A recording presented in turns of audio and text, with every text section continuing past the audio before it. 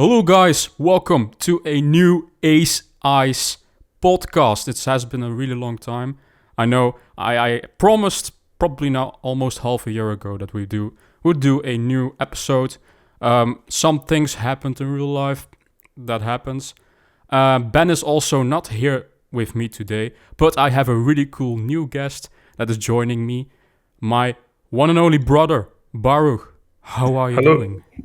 Hello, yeah, I'm good. Baruch is my name. It's a pretty interesting name. I think it's Jewish, not? Yeah, it's Jew. It means blessed, but sometimes I think it's like incompetent or something. Blessed with incompetence. I suppose. I think Max is also a Jewish name. Am I wrong? Oh, maybe, or I think it's a Roman name, like Maximus, Oh, that could also be it. I don't know. or like the gladiator. Yeah, that's a great movie. Yeah, so I asked Baruch to join me today. Otherwise, I would have been alone. Ben has a lot of stuff to do in his private life. I'm going to give a general update on where Ace Ice is heading. I have done some reviews. I've done a review for Horizon Forbidden West. Really great game, by the way. Dying Light 2 as well. I did a review for... what was my last review? I can't remember. Wait a minute. That's not a good sign. Ghostwire Tokyo. Oh my god. That was also a good game, but it had some flaws. And it has a little bit of the like basic open world tropish stuff that's always the same in Ubisoft games. Go here, do that, and you have like these icons that you have to do around the map, and that gets repetitive after a long time. That was one of my main complaints about the game. For now, a lot of games have already been released, so there isn't really anything for me to review. So it will be some time before a new review is coming out. But I have a new YouTube channel, Get Rekt, which I will talk about later. Yeah, did you want to say something? I've got something on the Ubisoft, maybe. Say. The Ubisoft, I know what you're saying. It's all the same, like Assassin's Creed, all these games. They follow this template, and it's really safe for them because it works, but they don't want to innovate anything. I don't know. I haven't played Valhalla, but Assassin's Creed or Far Cry, those games are quite good, and but it doesn't really matter what's in the game as long as it's a cool world that they can explore. And Ghost, the new Ghost, what was the game called again? Ghostwire Tokyo? And it's played in Tokyo. Oh, yeah. I can't. Is it in the old days or? No, it's in modern day, and it's basically. I will tell you the plot a little bit quickly. You are basically this ghost hunter-ish dude, and you have a spirit with you, and you have this dynamic between the two characters. They are basically both the main character, and this spirit gives you the powers to use eternal weaving, and eternal weaving is basically something like Naruto with the hand signs, and that you can use water or fire or wind powers to as the combat system to defeat the spirits. It does sound very cool, and the idea is actually very unique, and the combat system is also unique. It's just some of the open world design is just there are some flaws with it. You know, in a lot of Ubisoft games, you have these like towers that you have to climb, and they use that same thing in Ghostwire Tokyo, where you have to clean shrines, and if you clean a shrine, the fog around the shrine will go away. If you go into this fog, you will die. Basically, it's poisonous fog. I think. To stop the player from progressing without. A little bit, but it's not a puzzle. It's just a parkour kind of. Something like that. Yeah. So Okay. you have to cleanse these gates, but there are so many of them, and the gameplay loop doesn't change really much. So Hmm. yeah, that's unfortunate. And the story does have a lot of potential, though, because it deals with grief and the afterlife. And at the end of the game, you have to accept death and the people who will die before you, and that you have to continue with your life. So that Oh, there is this pretty good message in the story. Um, it's just the execution of it all isn't really 100% alright. So, but oh yeah. I do recommend it on a sale if you want to try it out. It is cool that they put it, and it's like tall buildings and stuff. It's, Yeah, you can it's climb all those buildings, and you can. There are some really cool collectibles in the game that are all Japanese artifacts that you can collect, and they all mm. learn you something about Japanese culture. That was the coolest part about that game.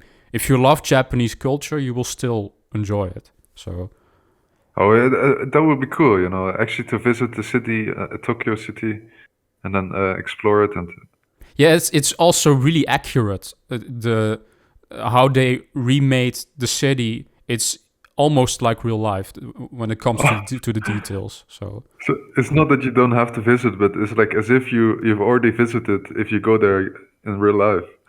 yeah, it's very similar. It's almost as similar as the Yakuza games. They also have such a high detail of Japan, of the cities that it's based on. Um, I constantly compared the two with each other, and the review as well. Hmm. Yeah, it's a really good game, but it has its flaws. It's not going to be a game of the year kind of contender like Elden Ring is. Have you played Elden Ring, by the way?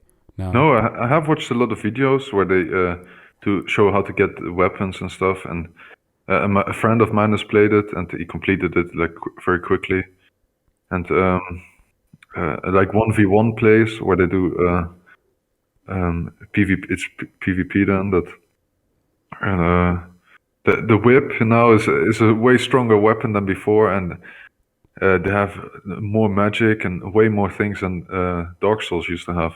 I know that the PC version isn't really that stable from Mm. what I've seen. So if you want to play it, I guess you should try the PlayStation 4 version. I know you have a PlayStation 4, right? Oh no, I don't have one now, but I can play it probably on my computer. Um, but with my computer that I have my graphics cards are what's it called, PCI, or where they have two of the same graphics cards and they share then the same memory. Yeah, But that's the same exact same ones to give more power. But is it in an Nvidia or an yeah, AMD one? GTX Nvidia, and GTX. Okay. but it's a very old one, and but I found out that now newer games and stuff, people graphics cards are actually getting quite big, so they new games they don't develop their, or maybe that's maybe why the game isn't actually working well, because the people who developed it, they use maybe two graphics cards, or at least some games they can't work well with uh, the way, if you have two graphics cards, the way it works is that one will process one frame and the other will process the next one, and that's why maybe if Elden Ring is buffering, if one graphics card isn't enough, that maybe the game is made for two graphics cards, but because the graphics cards are so big these days that like with 8 GB is now already like I have two gigabytes, but so I think now these days they don't make it compatible for two graphics cards, where they do each a frame to make it have more frames per second. Yeah. I don't really know what the requirements are for Elden Ring specifically. It might be maybe already in like an RTX 2070 or something. Maybe it's not as high specs required. Maybe you can use like a 1080 or something, but If we are talking about graphics cards as well, that graphics cards are going down in price, or the 380 or 390, the actual price range that from it's supposed to be like $800, I think, and the market price is now $900. Where normally, like, one of these new graphics cards, they're priced way above the price where they get it from the factory, or not factory, like Nvidia themselves. yeah, it's all because of the corona situation. Everything got more expensive, and the components are very scarce. Yeah, The chip shortage with the PlayStation 5 and Xbox is still a disaster. You can't just normally get a PlayStation 5, and we are now 2 years from release. That's not really heard of, at least in the past. I'm one of the lucky ones who got both. Now, if you want to get a PlayStation, it still costs €1,000, or Yeah, if you want to pay scalper prices, yes. But I just paid the normal retail price, 500 euros, and for the Xbox as well. I'm not going to pay 1,000 for a PlayStation 5. I know. Oh, you know what I would do if I was an owner of the PlayStation company? I would make it like I say 500 euros the price, but then buy all the PlayStations myself and then resell them for 1,000 because there's so much demand for it. Yeah, the demand is too high almost for it to keep up.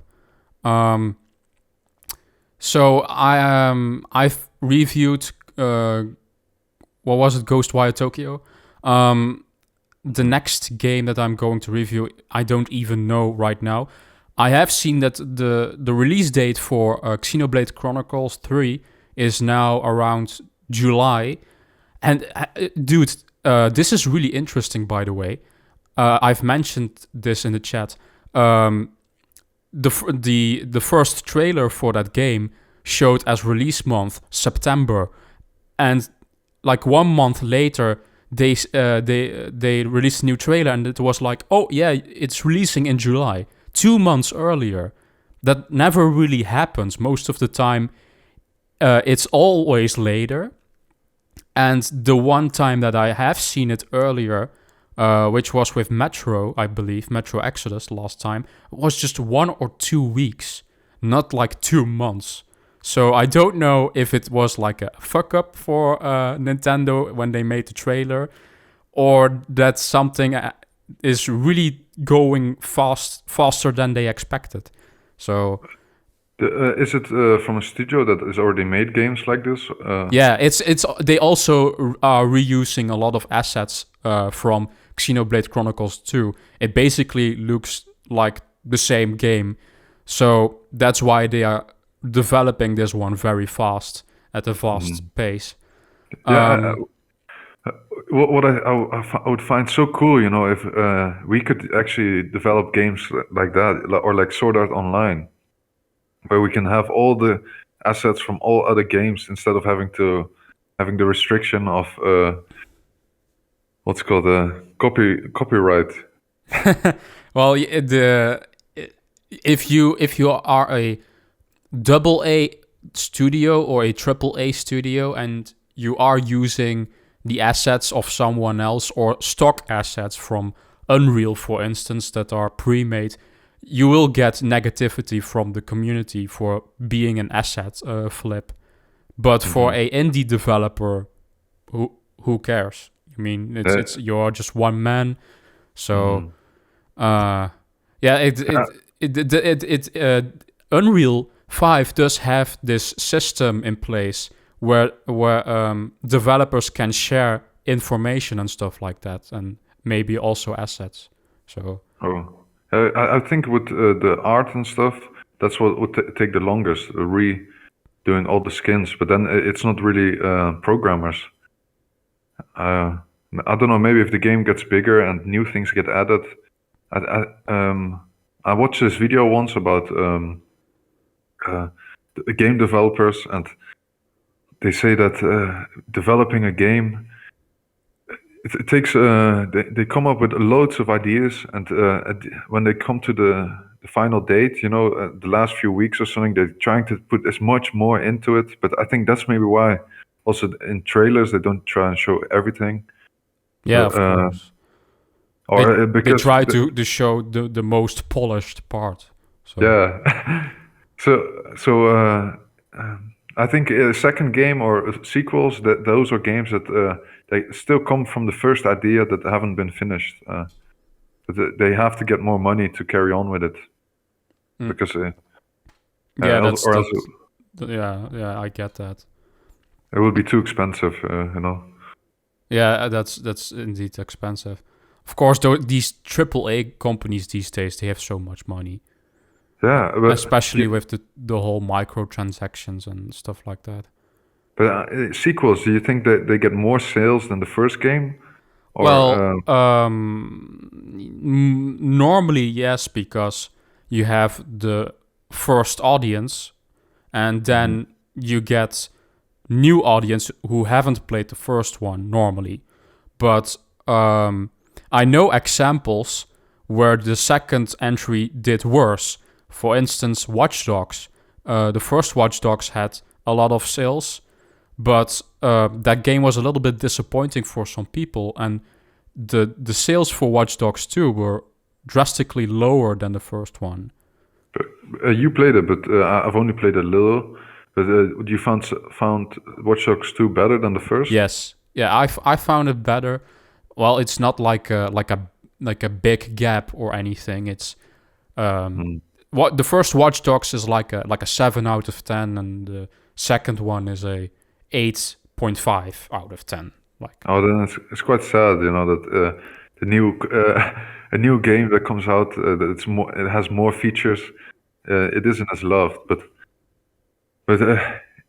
if they have enough with the first one, then I can understand it, and that they didn't like it as much. But yeah, I had something like this with Borderlands 3. That when it came out, I heard such bad reviews saying they hated all these the main characters. But then you said once in a message or something, or I think no, you might have said that. Oh no, in a I think maybe a video I made or in the chat. yeah, I think so. Yeah. I think you made a reference that the villains, and it kind of gave me a different view. It's like a view I should have seen myself, or it's not. I think everything you will find on YouTube of Borderlands 3 or the bad reviews, or if you get reviews, I would only find bad ones because the whole community was bashing it. And Yeah, but wouldn't get- it's the thing is, I do understand them that they find them annoying, but yeah, that was the vision of those developers to make them annoying. They were this parody of streamers, and to make them annoying, shall I say? But maybe it worked too much. If I just saw that it was like a parody of the streamers before, I think, and I didn't listen to all the reviews of other people by saying that they hated it or they found it so cringy. But if I made the connection that it was like, but it's kind of obvious, the connection, but still. Have you played it now yourself, Borderlands 3? I completed the campaign, but only one time. I didn't go to. I might have gone to level 50. That I completed it twice, but I just went through it very quickly. I didn't really care about the story, or I didn't really. I wanted to go as fast through it so I could like see what and the bosses. I didn't find them that difficult. They were a little bit too easy. Yeah, they weren't really that difficult. There is a character though in that game that is far more annoying. The girl, the siren girl, I believe, with the powers. Yes. Yeah. She's like the Padawan type of character for the teacher. Mm-hmm. Do you know who I mean? In Borderlands 3, Yeah. the one that's very good with elemental damage. And Yeah, but you pick her up in the main storyline, but she oh, is so annoying. oh The no, little this girl. that's the one. I thought you meant the character that you play. Oh, No. It's a side character. um, is that the very little one? Yeah. Yeah, it's a little girl with a hoodie. Oh, I don't remember. I didn't. I do. And now you say her. I do. I can visualize her, but She was, in my opinion, at least, far more annoying and not intentional. So then the villains. Yeah. yeah. But I do remember in Borderlands 3 what I really liked. There was some really good side quests. There is a side quest where they do a parody on the battle royale like style of gameplay, where Moxie, the girl with the big tits, she asks you to participate in a battle royale kind of side quest, and you have to kill so many people to try win that contest. That was a really good side quest. Don't know if you have played it. I think I just went to the main mission and I tried to find out what the best guns were and did some farming on those, but I haven't done all the side quests like I did in Borderlands 2. Well, it's if you ever replay it, that's a really good side quest. Where and do they come in waves or? It's basically she drops you in this really big arena, and it's an open level, and they come indeed in some type of waves at you, but it's really and you have to kill like I don't remember, like 3 special enemies, and if you kill all 3 of them, then you get at the end a boss fight as well with a bigger like monster machine type of thing. Yeah, I haven't got it downloaded, but I think if I play it again, I'm playing Warzone now, so I definitely want to do that mission. Well, try it out. It's pretty fun. I also have an opinion on Tiny Tina.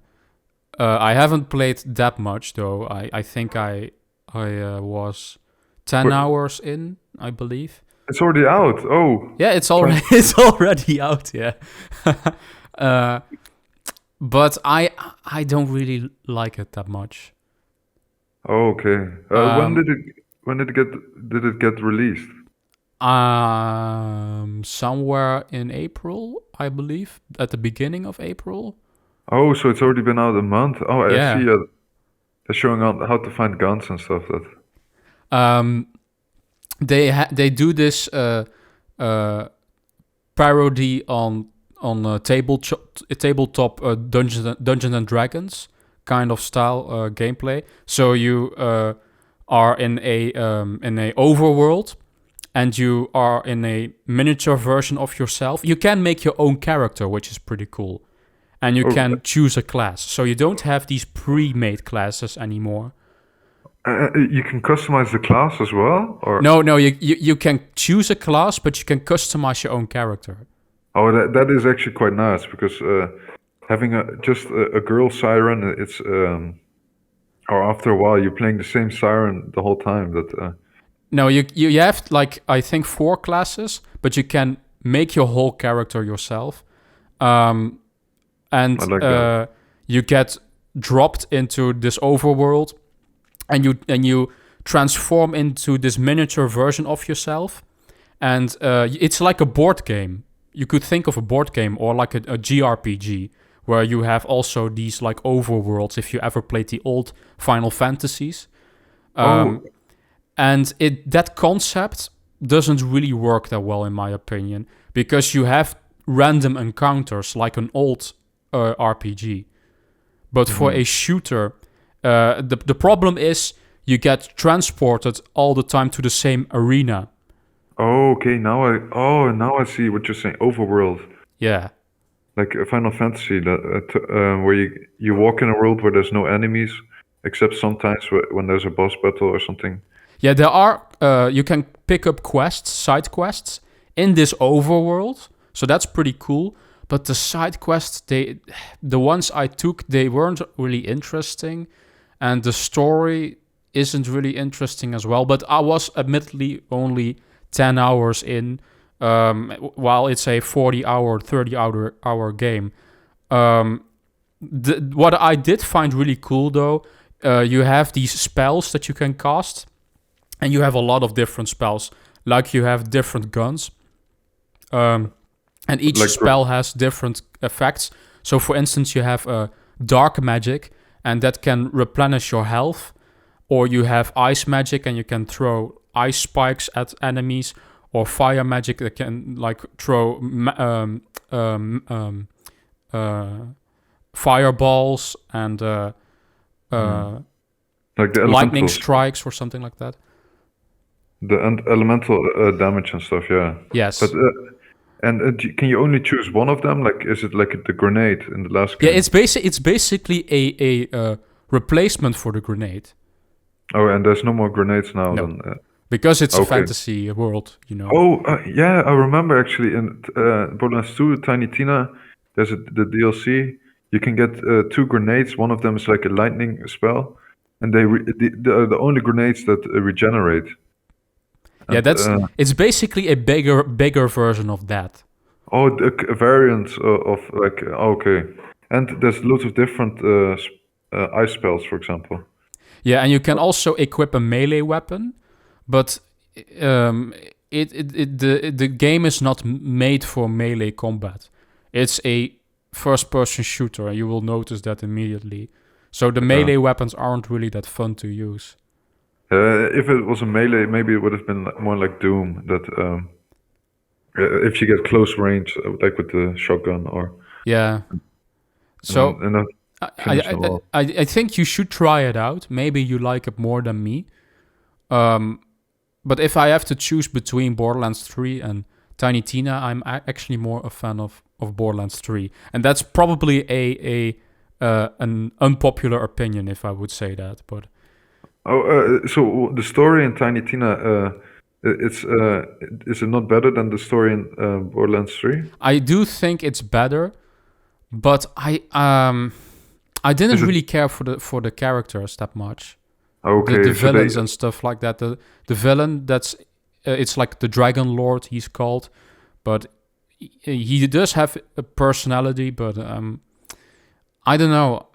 I wasn't really a fan of him. Yeah. They played it easy after the last game they made with all the Borderlands 3 where everyone gave such bad reviews. But now I haven't really seen much of it.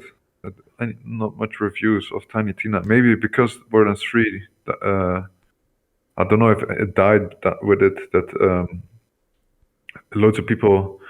Or I think Borderlands 2 was the best one. I don't know if more sales were on Borderlands pre-sequel and all these other ones.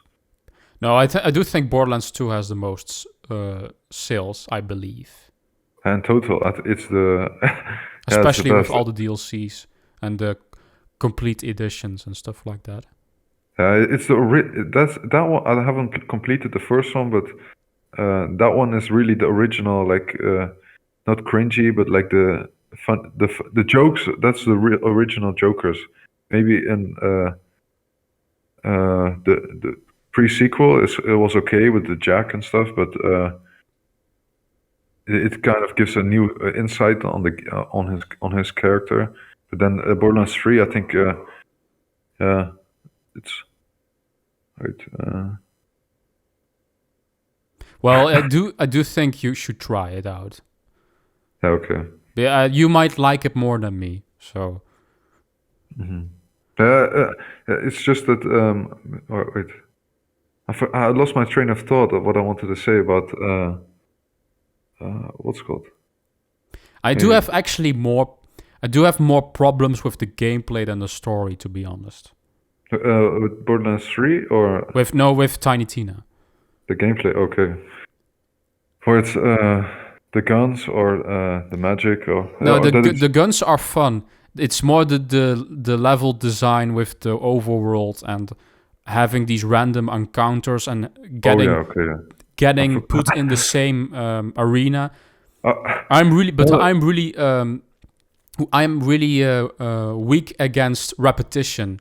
If something is repetitive really quickly, I'm pretty mhm. quickly angry about that. Shall I Yeah, say? but it kind of makes the world smaller. Or does the world look more empty without the pre-account where you can see the enemies? Or Well, it's really it is detailed. It's not really that it's not empty. It's not empty, but I'm just not a fan of the same like arenas constantly, because you do see them a lot of times if you are especially in the same environment. So if you are walking in a grass environment, you will have this same arena until you are in the next environment, like that's an ice environment, for instance. Mhm. And then you have a change in the arena.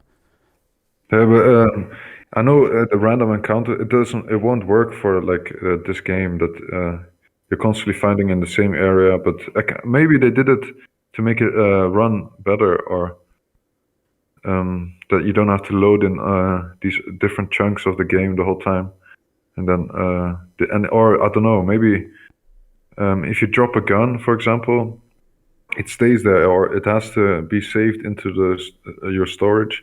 And if you're on the other side of the world and then you come back into the game, the gun. I don't know if the guns are still there if you load in the old games where you reload into the game. No, no, no, I don't think so. But Well, anyway, if the levels are very big, then I would understand that they did the turn-based or the overworld kind of. But now I got it again. So in Borderlands 2, they had like the fun, the jokes and stuff. They had this kind of humor that they built. yeah, The, it has really dark writing, dark yeah, humor. Yeah. kind of dark and a little bit. And I think they lost it after they kind of made the pre-sequel. They wanted to make Jack, I think, look a little bit nice. And then in the third, I don't know. Oh no, Jack was there was some dark stuff in the pre-sequel, but maybe they didn't make it dark enough in the Borderlands 3 because the political stuff. Everyone has to be. I don't know if they actually follow it. Yeah, I can tell you that Tiny Tina's Wonderlands is also lighter-hearted in the writing. Yeah, okay. Yeah. Now the what I can compare it to is you watch Ben 10. Yeah, The old ones were so cool, but the newer ones, he looks like a baby, But I so have seen only the older ones, I believe. I haven't seen the newer ones. I've seen Ultimate where he has like the upgraded aliens, and but then after that they just remake the same show, but then with different art style, and the whole writing is different. Where it isn't what it used to. Like in the old ones, I was watching But them with in the kids. general, older cartoons are more funnier and better. Most new cartoons aren't really that great for children orientated, or the younger demographic, shall I say. We had a lot of cool stuff when we were younger. I think it was a bit more mature, even though that it was made for kids. That now the kids are even more looked at as children. That they can't have anything scary or something in there. No, yeah, indeed. I mean, I remember like the Last Airbender. It's a pretty child friendly show, but it has such dark themes in it, and it's something really cool for adults still, with war and genocide and stuff like that. But on Yeah. the surface, it's a Lighthearted, Nickelodeon yeah. show. You know the Where you don't actually see people die and stuff. That you just see them fall over. I mean Or the whole flippant concept of bloodbending. oh yeah, oh yeah. It's so scary. But with Ben 10 as well, there's like the episode where he's a ghost and stuff, and I think really they can't make scary episodes in the new things, or like make it like demonic or something in these new They did. I don't know if they put demonic in the. Oh no, that's more like Doom then. But children won't play that game. Oh man, we are getting off topic. Yeah, We were talking about Borderlands, and now we're talking about TV shows Ben 10. Any other TV shows, cartoons? Teen Titans. Oh no. We don't have to talk about anymore about TV shows. Oh well, we can. I mean, but we do have a topic list that we have to finish. So There's another TV show we do have on the list. We can talk yeah, about. we will talk about it. We'll talk about it now, because Okay. we are already on the topic of TV shows. The Halo TV show. I haven't seen it, so I've only seen opinions online that it isn't really that great, but I haven't seen it. So you have. So you can tell us about Halo, the TV show. I'll spoil the whole show. Don't do that. No, but you've already told me that you read about that he takes his helmet off and something that he does it too many times. And I haven't played the first games, but he doesn't take off his helmet in I don't know if he takes it off He only never in takes it later off. games. That's his identity in the games. I mean, you know him because of his helmet and his voice. So that's the controversial thing. But also how they did Cortana. She's not blue. Yeah. She is more like this transparent kind of thing. Yeah, she's supposed to be this hologram, you know. Oh, yeah, but I think maybe the TV show can bring more realisticness to it, or it makes it has to. It's really like also it looks like a real. It's basically just a real person with a little bit of glow on it. That's what they did, I think. But from what I've heard, at least, there is this character. I don't know if she's a girl or a boy. Oh yeah, the Asian girl. The Asian is it a girl? Yeah, Asian girl. She isn't really that likable, from what I know. Is that true? Oh yeah, yeah. Just the episodes that I've watched, it's just so stupid. The way I think, I don't know how they did the writing, but or someone else did her writing. Maybe that's why, had to like do her say what she wanted to do or something, or maybe the storyteller did it, but or maybe it is because they what's it called there's the story about Master Chief, and then there's a story about the scientist and stuff, and then a story about the aliens, and then they have another story about like basically they want to talk about the rebellion, and she's or rebellion. I don't know if it's rebellion. These are not connected with the Reach world or the main people. They're Yeah, like it's supposed to be a different timeline, from what I know. It's it's prequel to the when he arrives on the Halo. Yeah, it's before that, but you have to establish that lore. So I do understand that they do that later, of course. I don't know if they established the lore about like the outer worlds in the new games, in the games. I mean. Well, they grabbed normally stuff from the games, and you have the comics, from what I know. So. Okay. But they will have created a universe, but wait. So they have wait. So in Halo they go to in the prequel they do perceive Master Chief as a complete different person than I know him as in the games. I do think people might not like that, but in a way that I really like the show, and he has this hero arc, You get to see what he was like before, and maybe, and I think it's building toward. I think the first seasons will be very good, and later on, I think it might get boring, like The Flash and stuff. They want to give him backstory. Yeah, and how he is he is like super. He's a super soldier still, but in the games, I think he's still a little bit stiff. But here he's like he's becoming uh, less and less. He's becoming more human and stuff. He's relatable. Yeah, yeah, exactly. Or in a way that like I can't tell so much about it, but he just has a good hero arc. That and Okay.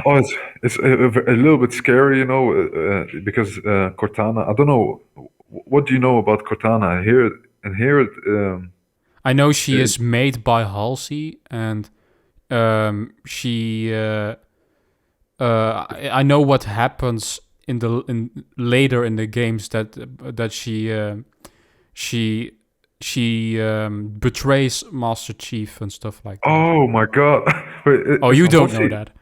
No, is Halsey actually still alive in the games? No, I don't. I don't think so. I don't. Okay. I don't know actually. I don't think she is. Oh, that does explain. Maybe if she isn't alive, that does explain something. But the creator, so the creator is in the game. She created Master Corona's Corona Cortana. She created Corona. Oh my god.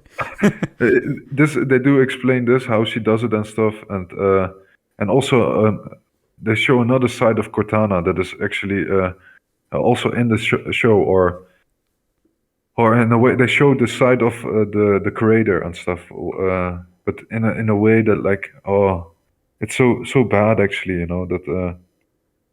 But I do like it, you know how that it is so such a bad idea, you know, or no, not a bad idea. It's a bad event, or it's like traumatic, you know. The story is not a nice story. It's a very bad story. Oh, I it's mean. just a bleak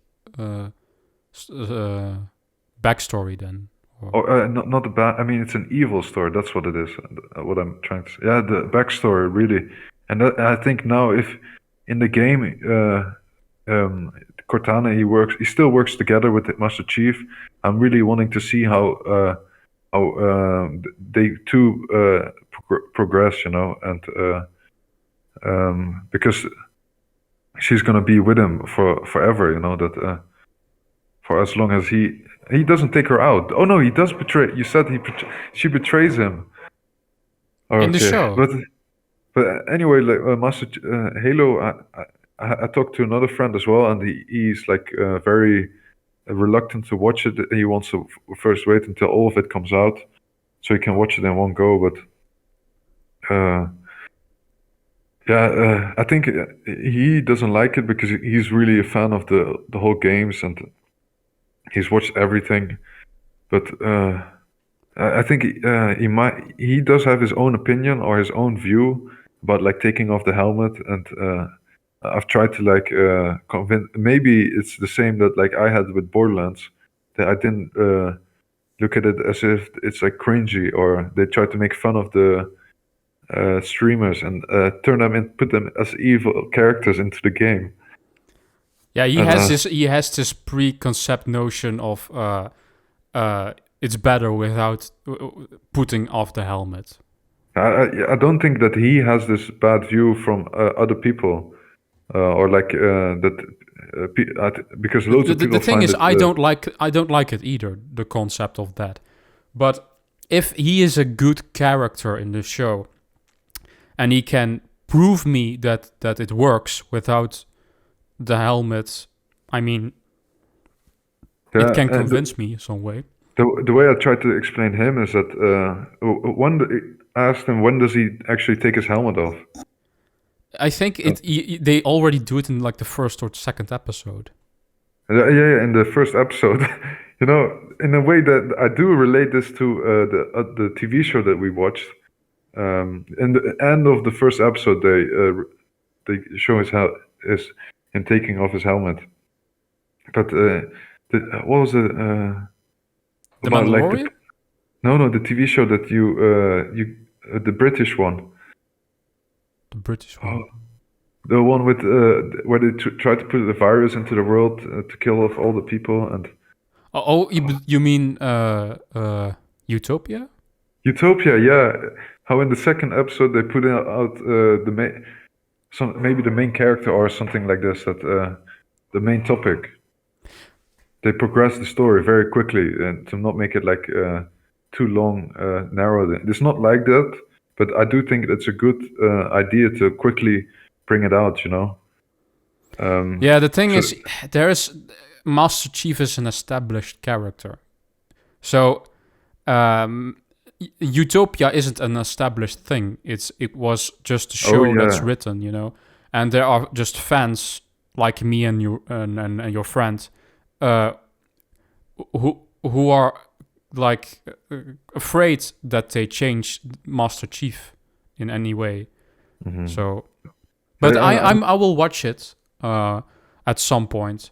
I will also probably wait until the whole season is out as well. mhm. So you Yeah, can update me live if you want. okay. If you can ask me questions when you're watching it, or we can. I really like it. I will definitely watch it again once and like. Okay. But my friend, at least, wait, one more thing that he said that. Or our friend actually, you know him as well, but Yeah. I won't mention him, and maybe he doesn't want it. But he said Master Chief takes his helmet off when the mission is done, and the games they start on the Halo, the ring, the first game I think, and it's easy. I think this is like where the TV show is working towards going to the Halo, and because it's the prequel. And on the Halo, he's constantly on a mission. He's constantly busy, or in the game, you're struggling to survive, or you're never actually finished with your job. And in the TV show, I think they can show like parts where he's like when he's not on the mission, and because yeah, Yeah, and I that's know what you mean. when he's out of he's not all the time in the suit, yeah. So or yeah, oh yeah. Also, you see him out of his suit. He's not and assembling into his suit and stuff. But the reason he takes his helmet off is actually very cool. Also, so nice. That. Oh, but I'm telling too much now. Like you will see. You'll see yourself. It's sad that you. I didn't even know that he took his helmet off. I watched it really without like people giving me. Or watching reviews where people say he takes his helmet off. yeah, I will see when it's fully finished the season, and I'll see if it's good for myself. Yeah, I definitely think it will have more seasons, and but I hope it isn't too long of a show that they do get to the end of it. So do you have anything to add to Halo? No. Maybe one more thing, that if they maybe they will. It would be cool if they had the Halo at the end, or they do go into the game parts of Halo. That might happen. That depends on the pacing of the story in the show. So they might want to save that for the next season, maybe. No, they are really not close there yet, but they will. It would be cool if after they reach the Halo, like in the games, that they also do this. Is Halo Reach actually not also a prequel? Yeah, it's a prequel that's focused on a different team, on Noble Team. Okay, yeah. I know a lot about that game, but I wonder if they will put something of Reach in the TV show as well. Yeah, I actually don't know why. Because Reach is completely destroyed, right? At the end. I think so. Or it's a wasteland, I think. Or I think the first Halo starts with them arriving on the Halo, or they come across. My friend said that they come across it by accident. How is that possible? Universe is so big, but or the galaxy, and that's where it starts. But because they were running away, I think that's maybe why that. Maybe in this game they will in the TV show they will end it maybe by them running away or going into the game story. Okay. Okay. So we have talked about Halo. I should tell what Get Wrecked actually is, because Yeah. the plan, at least, was that I would announce Get Wrecked on the podcast. But of course, plans changed in real life. So I already started the YouTube channel. So I have a new YouTube channel that's basically a news-focused channel, but at the moment I'm focusing on rumors. But the main shtick, shall I say, of my channel is pro-consumer friendly and pro-gamer friendly and developer friendly. If there is a story about microtransactions somewhere, if EA is fucking up again with a new game and they have microtransactions, or there's a bad work environment for the developers, I will make a video on that stuff, you know? So that's what Get Wrecked is basically about. But I will also cover normal news stuff. So it's mainly a new gaming news channel, shall I say. I try to upload almost daily. Well, it's not really daily. I try to upload when there is something to talk about. My previous video was about... I just made a video about the GeForce leak because Kingdom Hearts 4 got announced, and Kingdom Hearts 4 was on this leak, on this really big list of games. And I went over titles that still aren't announced, like Final Fantasy IX Remake was on that list. So that's interesting. A new Total War was on that list. A new Bioshock. And I all go over that in that video. I will put a link in the description of this video that you can go to Get Wrecked. What is your opinion on my channel so far, Baruch? I haven't seen the latest few videos, and also not the latest few videos on. I think I might have seen the latest few videos on Ace Eyes, but I have watched the whole podcast of Ace Eyes all the way through. Yeah, Baruch is one of my most hardcore fans. When you guys are saying, "Oh, no one's," to whoever who's still listening, you know, such a long podcast. But what's called Get Wrecked? The YouTube channel. Yes, You are subscribed or not? Yeah, I am, but I had loads of different YouTube channels. I was also subscribed to Ace Eyes, but I sorted out my YouTube channel, and that's why I'm not getting it in my suggestion box. Well, you should make sure that you're subscribed and have the notifications on. Yeah, it's just it's that my channel. I'll send you a photo after. I separated, like, I put a channel for where I listen to music. So if I go on this channel, I'll get suggested loads of like music instead of like all video games. And oh, you have like 2 different accounts for different recommendations of videos. Then yeah, loads of different accounts. But I remember. Why do you do that? I don't know. Hey, wait. I think I don't know how I got all these accounts, or if I created them, or how many YouTube accounts can you use, or if you go to your YouTube and then press other channels. Yeah, I think you can have unlimited, but you just use one at a time. Because I have, I remember the time when you were first making Mr. Maximum, yeah, or Mr. Awesome, Mr. Maximum.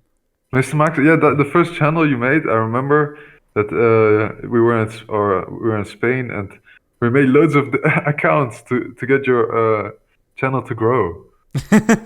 Yeah, back then we tried a lot of stuff to grow. Of course, now I'm more professional and I know that stuff won't work. So Yeah, like bots and stuff. Maybe you could actually get an influencer, or that. But I think they could also use bots, that to like make your YouTube channel go up if they are influencing it. But so it's better to maybe. I do have plans to upload to Mr. Maximum as well. I wanted to make a video about Kingdom Hearts 4 and the Nomura situation. We will also talk about that in the podcast. But I wanted to make a bigger video on that, which I wanted to do on Mr. Maximum probably. And I will also want to make a video about the definitive video for the best PlayStation 4 games now that the PlayStation 4 generation has ended. Which game is the best PlayStation 4 game? I will probably do like a top 10 kind of thing. Mm-hmm. I did the same thing for my Game of the Year videos that I do every year, and I did the best games of this decade or something like that. It's like a top 25 video. I will do like the same style for the best PlayStation 4 generation games. But I think this is a later topic as well. But our favorite games this year. Yeah, we will talk about that. I want to keep that for the last section of the podcast. But about Ace Ice, I do think. And then Ace Ice is not your new. Get Rekt is your new channel, but both channels they're very professional. I really like it that the format of the not the news channel that you take, but and also the reviews that it's really like polished. You got it from first doing Mr. Maximum, and but still making funny videos on Mr. Maximum. I think wait, you have 300 subscribers on this one, and I can't say how many you have on Ace Eyes, but yeah, I don't have that public. For some reason, I turned that off, but I will put it public. I think it's Ace Ice is not a lot. I think it's 20 subscribers or 30. I have now 100 or 120 for Get Rekt. I already passed Ace Ice with it. Oh, yeah, okay then. But I think maybe if you combine the three channels into one, or maybe if you want to keep Mr. Maximum as separate as your that's OG. That's the thing. The original plan basically was that I wanted to do news videos on Ace Ice because Ace Ice was a gaming focused channel already. The problem is Ace Ice is a thing with Ben. Mm-hmm. We are 50-50 ownership of everything, you know. So I wanted to have something for myself. But Mr. Maximum is a personal channel where I upload like all the shit I want. So if it's comedy based, I will upload it there. And I wanted to have something gaming for one thing, like just gaming. I have an idea. Maybe if you do it like Ace Ice reviews and Ace Ice news, and you have like Smosh has different. You remember Smosh? Yeah, it's old. But it has Smosh games, and it's really different now. That the makers they aren't actually in it. They have other people making jokes now and stuff. Smosh died. Yeah.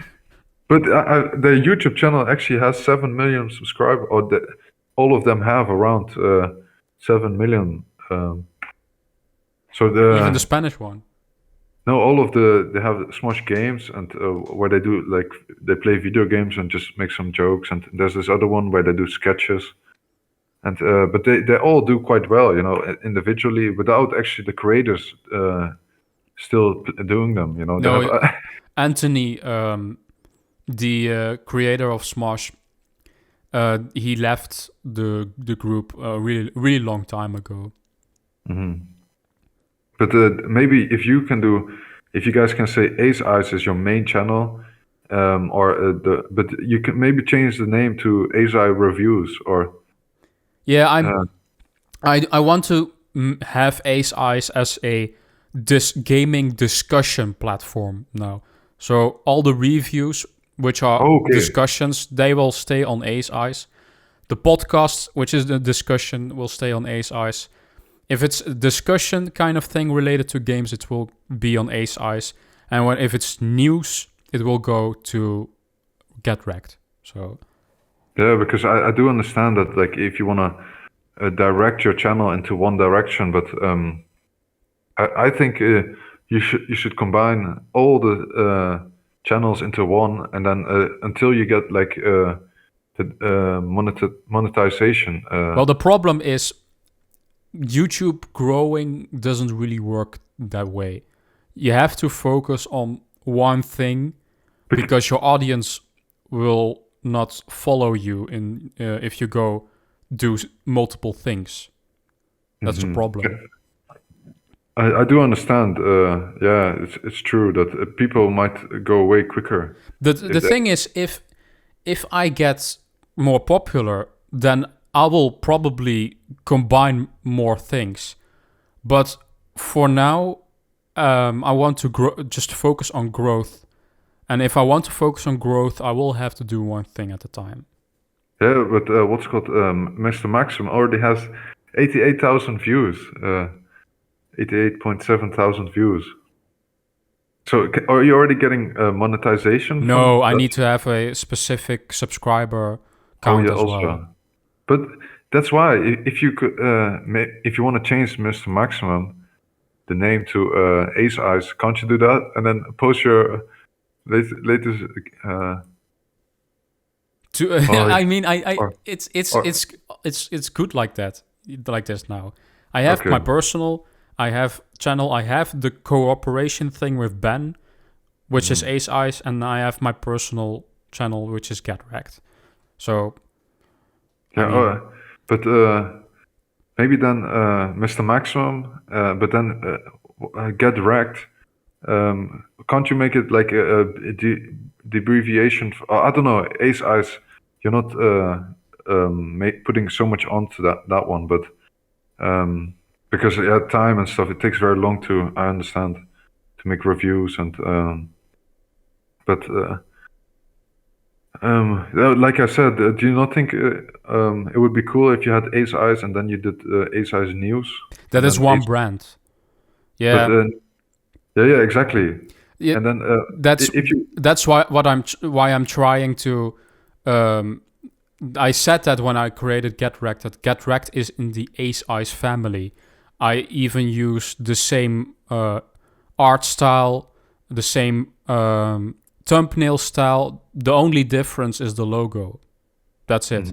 So I tried to already do this family type of house styles, shall I say, brand style, but I had this thing with Ben. By the way, I don't have any beef with Ben. I want to say that now. But I wanted to have something for my own because I am putting most of the time in this. So, okay. Yeah. Oh, yeah. Beef with Ben. No, I know. I will make it worse. That I'll make you hate him more. That.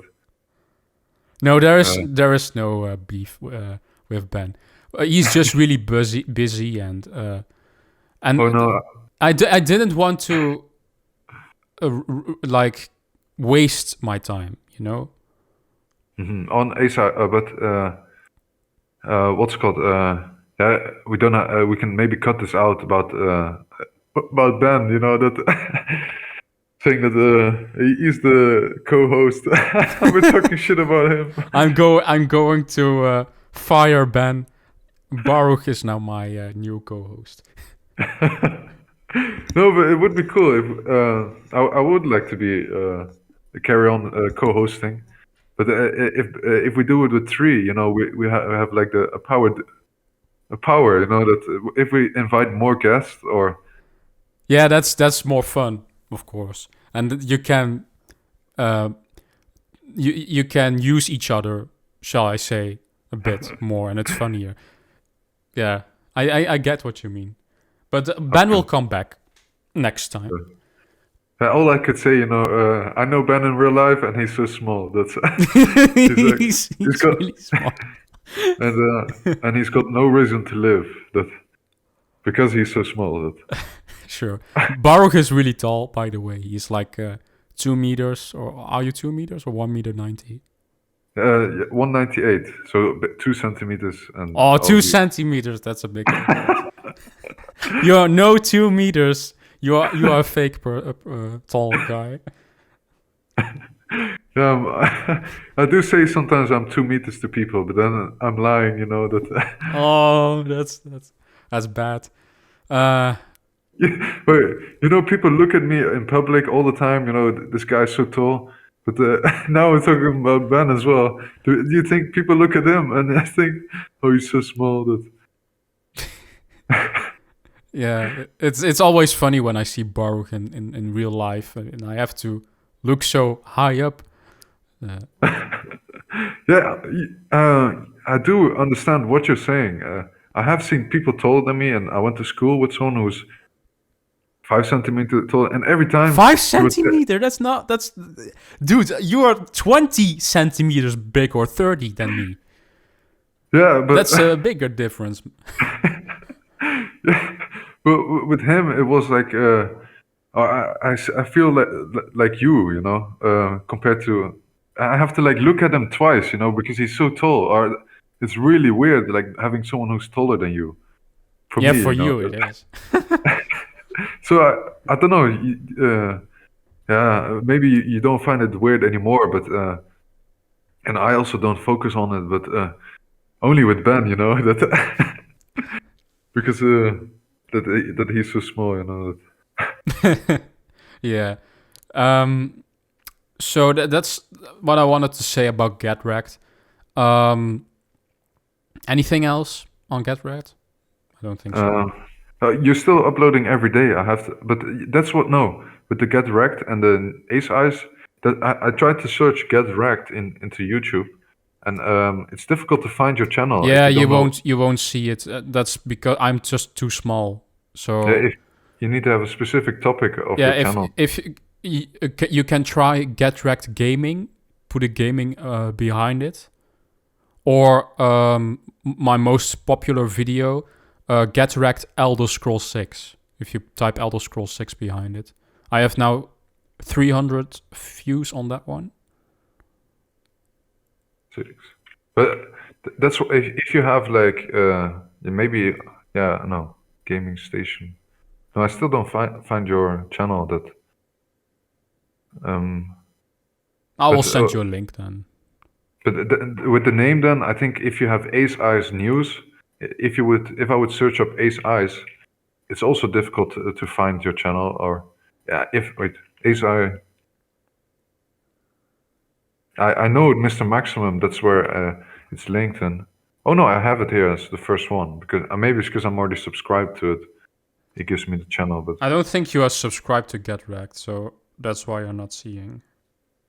I'm not finding it. But if you have other people that looking for Ace Eyes, if you had Ace Eyes News and then Get Rekt review, but it would make the name so much longer, and you'd have to have like a single company, like something like this. I put it the link towards my newest video in our group chat, Okay. so you can see the channel there. But anyway, That's all I thought. You know, maybe if you combine the channels and then so it can be easier found, or it's more related to each other, or you could the subscribers from one channel can easily go to the other one. yeah, that might be it. That might be something. But I already thought out of the whole concept as well of Get Rekt, so Yeah. I do. Maybe I haven't said so much about it, but I do think Get Wrecked is so professional. It's like I'm watching a mainstream YouTuber that is putting out news and stuff. But that's why I also think, and again, if you combine the channels where sometimes you can give more from your channel that you do gameplay or of like Hogwarts. If you're talking about maybe the news uh, that's or if you don't show more about on your one channel, or if you put reviews on Ace Eyes, then about games that you talked about on Get Wrecked, then people won't find Ace Eyes, or maybe, or if they watch your news video, they might not later they might not find it on Ace Eyes. And if you make it more, if you have your channel maybe linked in Get Wrecked, But and the thing is, you can find all the 3 channels together everywhere. In the description, you can find okay, it in the YouTube banner even. okay, let me see this. Oh, okay, I didn't. And of course, if you go to my social media, all my channels are also linked there. So it's all linked together normally. So Okay. What's called but what I mean is, like, if I go to over yeah, that if you search channels. if you search Ace Eyes, and if I would have called it Ace Eyes News, it would be easier to find because Oh, no, it's related. no, this is another thing. Hey, Ace Eyes on your channel. If I go to channels that are connected to it, it's only Mr. Maximum. That's weird. That Yeah, should be. our family, or maybe that's why I'm saying this. That it's difficult to find the other. If you go to if you would have other channels, then they could go on Maximum. Then you wouldn't have to change your name from Get Wrecked or Ace Eyes. I have to check. I have to check that after the podcast. If it links to the other stuff in the banner. But anyway, we got a lot of more topics to discuss, and we are talking already like an hour. So We're not getting paid, that for. let's see. I totally fucking lost the topics because of you now. We talked about Get Wrecked. Wait. Wait, I don't see the topics in the chat anymore. Oh, here, there. All right, so the purchases, yeah. There have been a lot of big purchases in the industry. We saw Bethesda getting bought by Microsoft. Activision Blizzard got purchased by Microsoft. Sony purchased Bungie, the old developers from Halo. And I want to speculate on what could be purchased next. Okay. I know some studios and publishers have very bad stock market prices. Ubisoft has gone down a lot. Yeah. I was going to say something like Ubisoft. Yeah, Ubisoft is a big target. And Ubisoft wanted to be bought. There's a news story that I've seen a few days ago.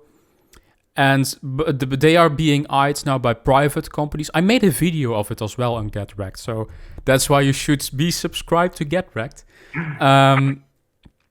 So Ubisoft is a big target. Warner Brothers as well. Their gaming division is going to be sold off to someone. So who do you think, if we talk about like Sony, who do you think Sony should buy, in your opinion? Oh, I found it. Wait, I found your channel. I do have it. I do have subscribed on my main channel. But okay, I'll look it up after the. about the Ubisoft on your channel. What was the question again? Who do you think I will buy? Yeah, if Sony is going to buy someone, who do you think it will be? Which studio or publisher? I really think Sony will also buy Ubisoft, or maybe because they've fallen behind on Windows or Microsoft, like Xbox. I think they've taken Skyrim, the main game, and Ubisoft. It's Assassin's Creed and stuff. It's also played on, and but also Ghost Recon. I think Far Cry that's all Ubisoft. I think PlayStation should focus on first-person shooters and stuff. Like Sony, that like Call of Duty is such a PlayStation game now, I think. Or I remember I used to play Call of Duty on Xbox, but once I played it on PlayStation 4, the control is way better and stuff than the Xbox 360 and Xbox One. I'm looking up the market cap for Ubisoft, which is now around 5 billion. That's what they are worth. I think Sony can afford that because they bought the Bungie for like 4 billion or something. Am I wrong? I could be wrong. But Bungie is, I think, there's also like a first-person shooter. It's from 3.6 billion. That's what they're worth. Those makers, they made Divinity, or what was it? Bungie. No, the free-to-play game now, Divinity 2 or something. Destiny. Destiny 2. Yeah. That's made by Bungie, right? Yes, the ex-developers of Halo. That's so funny. Sony owns now the ex-developers of Halo. Yeah, and so the Halo is because they first went to multi-platform, right? Yeah. With Destiny. Multi-platform, yeah. But the Halo games, they won't be. No, they are now. The Halo games are now done by 343 Studio, and that's a Microsoft owned studio. So Microsoft also owns the Halo IP. Yeah, so I think if Sony buys Ubisoft, I think they will get.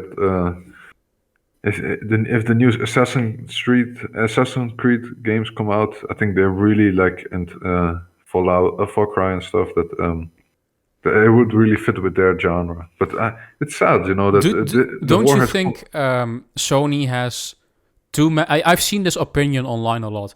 Don't you think they have too many third-person open world games?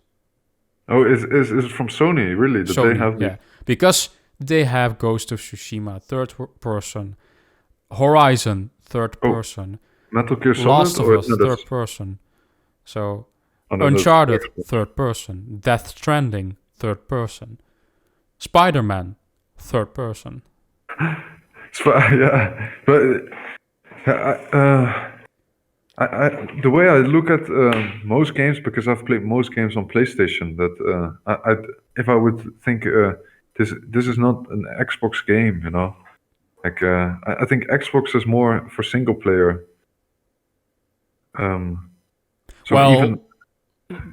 That depends because Sony has really good single player stuff. Or I think maybe it's I don't have a good view on this. That I've played too many multiplayer games. That it's so the thing is with Microsoft, they were buying all these new studios and to make their portfolio bigger because they only have Halo, Gears, and they tried a little bit in the Xbox One generation. They had Rise Son of Rome, which was a new IP, but it failed. They got Sea of Thieves. Sea of Thieves has become better now over time with updates. But when it launched, it was a disaster. And don't get me started on what was the name, the multiplayer game? Aliens? No, with the guns and in the city that you shoot each other. It's an Xbox exclusive. Not Overwatch. Oh yeah. Something with the apocalypse or something. And No, it's it has destructible environments. I can't get on the name of it. Am I talking about Ghost Recon, where they you can betray your friends and stuff? No, it's not what I'm talking about. Anyway, I can't get on the name, but the listeners will know what I'm talking about. No, sorry, not Battlefield. That. Yeah, but it's Battlefield in third person with a sci-fi setting and destructible environments. Maybe if you later come back to it, if you mention it later, I might know it as well. That. Yeah, I can't remember what it is. So stupid. And I said it in we had to take a little break. You guys won't notice anything because I'm editing, but I think I said it before, but it doesn't matter. So although those exclusives failed, and they really needed just more budget, but also established IPs. Now that they bought Elder Scrolls with Bethesda, they bought Fallout, they have Doom. That's only Bethesda. They have Dishonored. These are established franchises. But and now they also bought Activision, where you have Call of Duty. You were talking about Call of Duty, but Call of Duty, Activision owns Call of Duty, so Call of Duty will become a Microsoft exclusive. Really? Oh no! Yeah. You didn't notice that, did you? No, but do you think that if they're exclusive, they'll also be only that they won't come to PC? They will come to PC. Okay. It's just it won't go to another console. It won't go to PlayStation. Mm-hmm.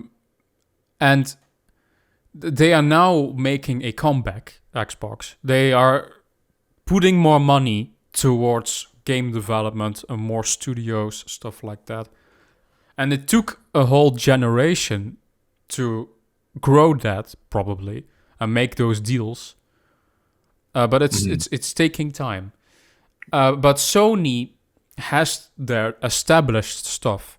They have proven great exclusives like Ghost of Tsushima, God of War, Horizon, Spider-Man, that have quality behind them. And they are single-player games. And I think they lack in multiplayer games, actually. Oh, really? Yeah.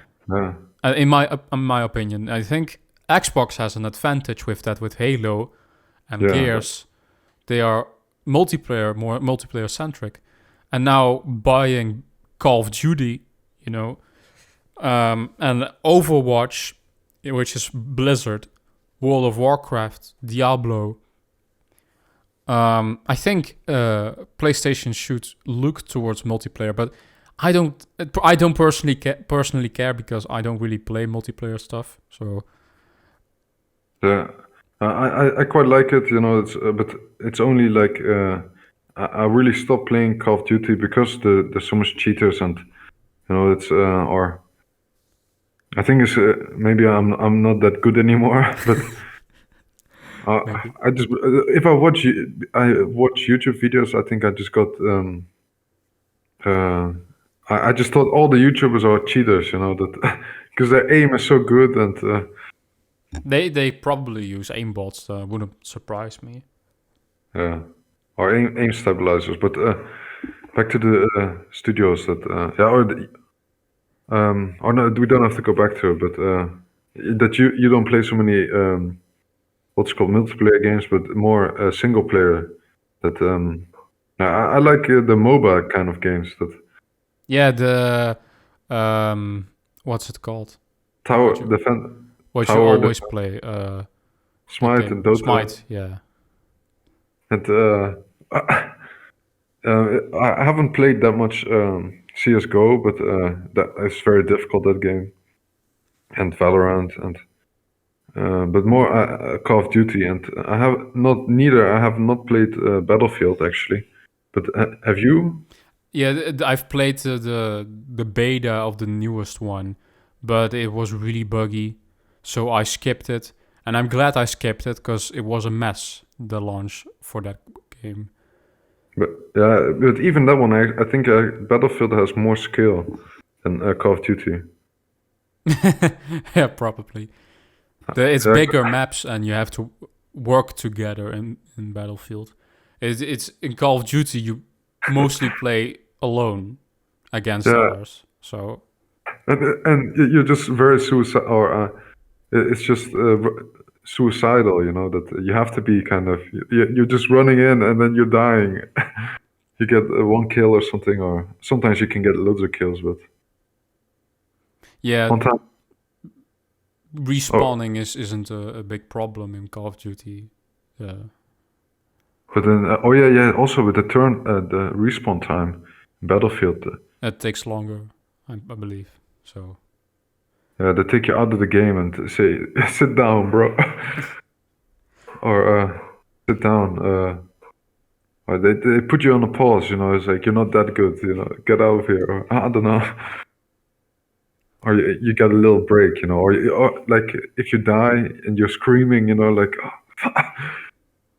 or like Snoop Dogg. If there's this video. do you know Snoop Dogg joined FaZe Clan?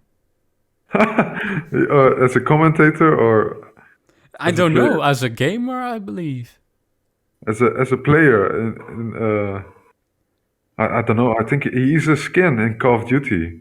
Snoop Dogg. He's a skin, and his voice and stuff is in it. So maybe it's something to do with it.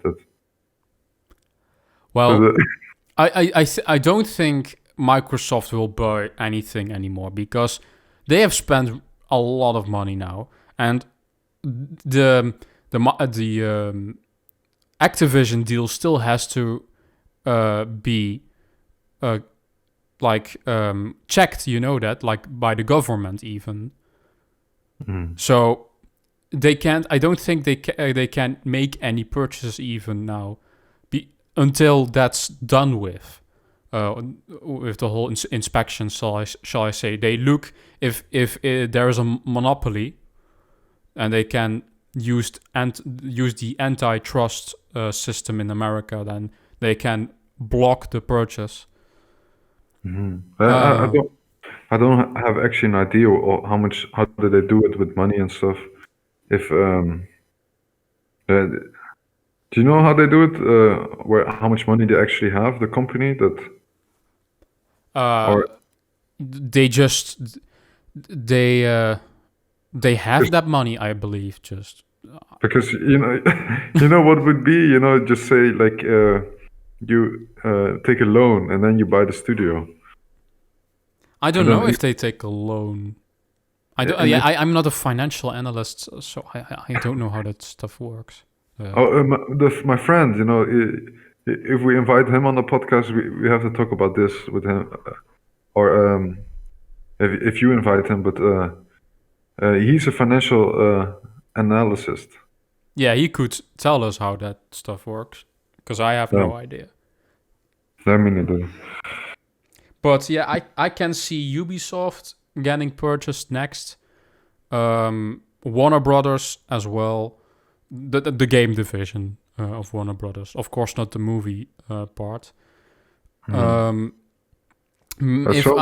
If I look towards Japanese studios or publishers, maybe From Software, but From Software is too popular right now. They make a lot of money, so I don't think they will sell.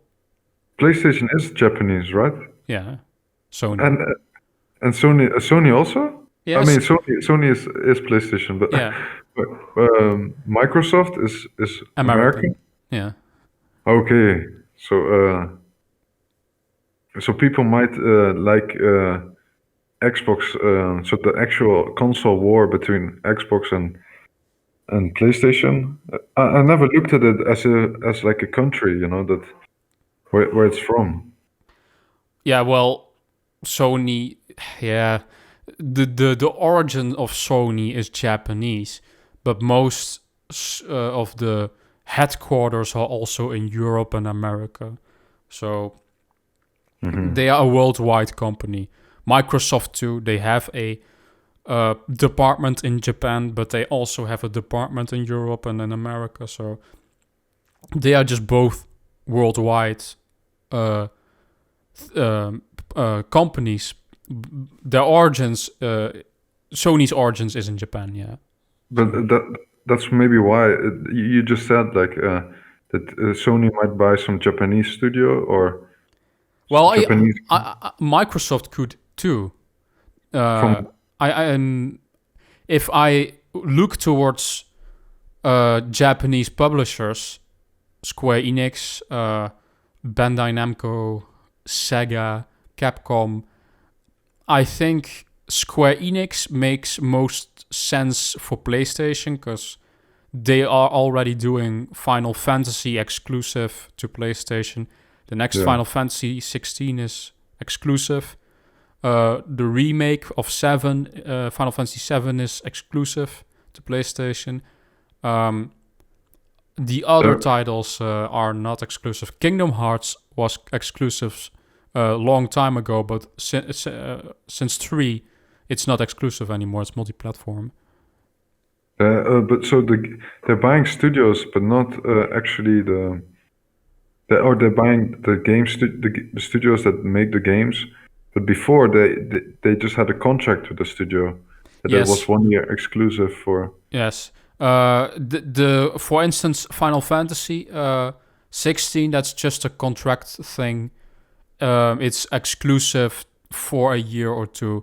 But they did the same thing for Final Fantasy 7 Remake, and they basically paid for a longer time the contract so that it's staying exclusive. Yeah, in a way that there is a smart part to it that I think like if the game comes out twice, the sales are twice, on top sale, that the price of the game won't drop very quickly. Yeah. Don't you think? That if the game comes out on both consoles, after a year, both of the games, the price has gone down. But if the game comes out again on Xbox, do you not think that the PlayStation version will still be sold at the same price? I don't know.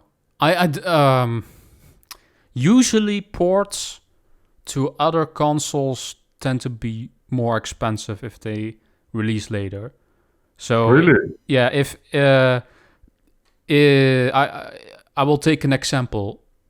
Octopath Traveler, you know that game, right? Yeah.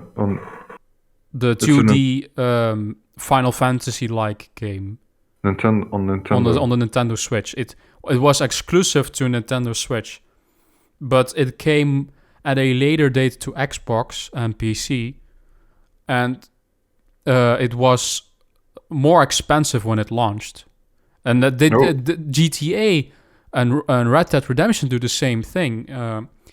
It first releases on console, and then a year later on PC, and it's the full price on PC. Yeah, it took so long for it to go out on PC. I remember that. Didn't it take? I don't know. How long did it take for? For GTA 5 or Red Dead? Yeah, when I hear GTA 5, I want to say 5 years it took for it to come on PC. First, it came out on last gen. It on Xbox 360. It was 2013. I think it was only a year for the remaster on PlayStation 4, and then a year later in 2015 the PC version, I believe. Oh yeah. So 2 years, I think. That's why you think it took so long. Yeah. Okay. Yeah. I remember like when it came out on PC that the whole hype came back. That's such a smart technique though, having it sold the same game for 3 years as a new game. Yeah, but now fans are really angry on GTA 5. They asked a upgrade price for PlayStation 4 to 5, like $10, I believe, €10, and it's everyone is doing it for free. These upgrades. And how do you mean upgrade? If you have the game on PlayStation 4, you have to pay €10 extra? If you have a cross-gen game, so for instance, I'm buying Far Cry 6 on PlayStation 4 and I put the disc in the PlayStation 5, the PlayStation 5 will say, hey, this is a cross-gen game, you can get the PlayStation 5 version for free. And it's also on the box. Okay, so it's okay. So you get the free version of the 5 version. Everyone does this except for Rockstar. They want $10. Yeah, it's like their small what's called the money that you can buy with real money in the game. The microtransactions. Yeah, it's like their microtransactions. Oh. Yeah, Rockstar isn't what they used to be anymore.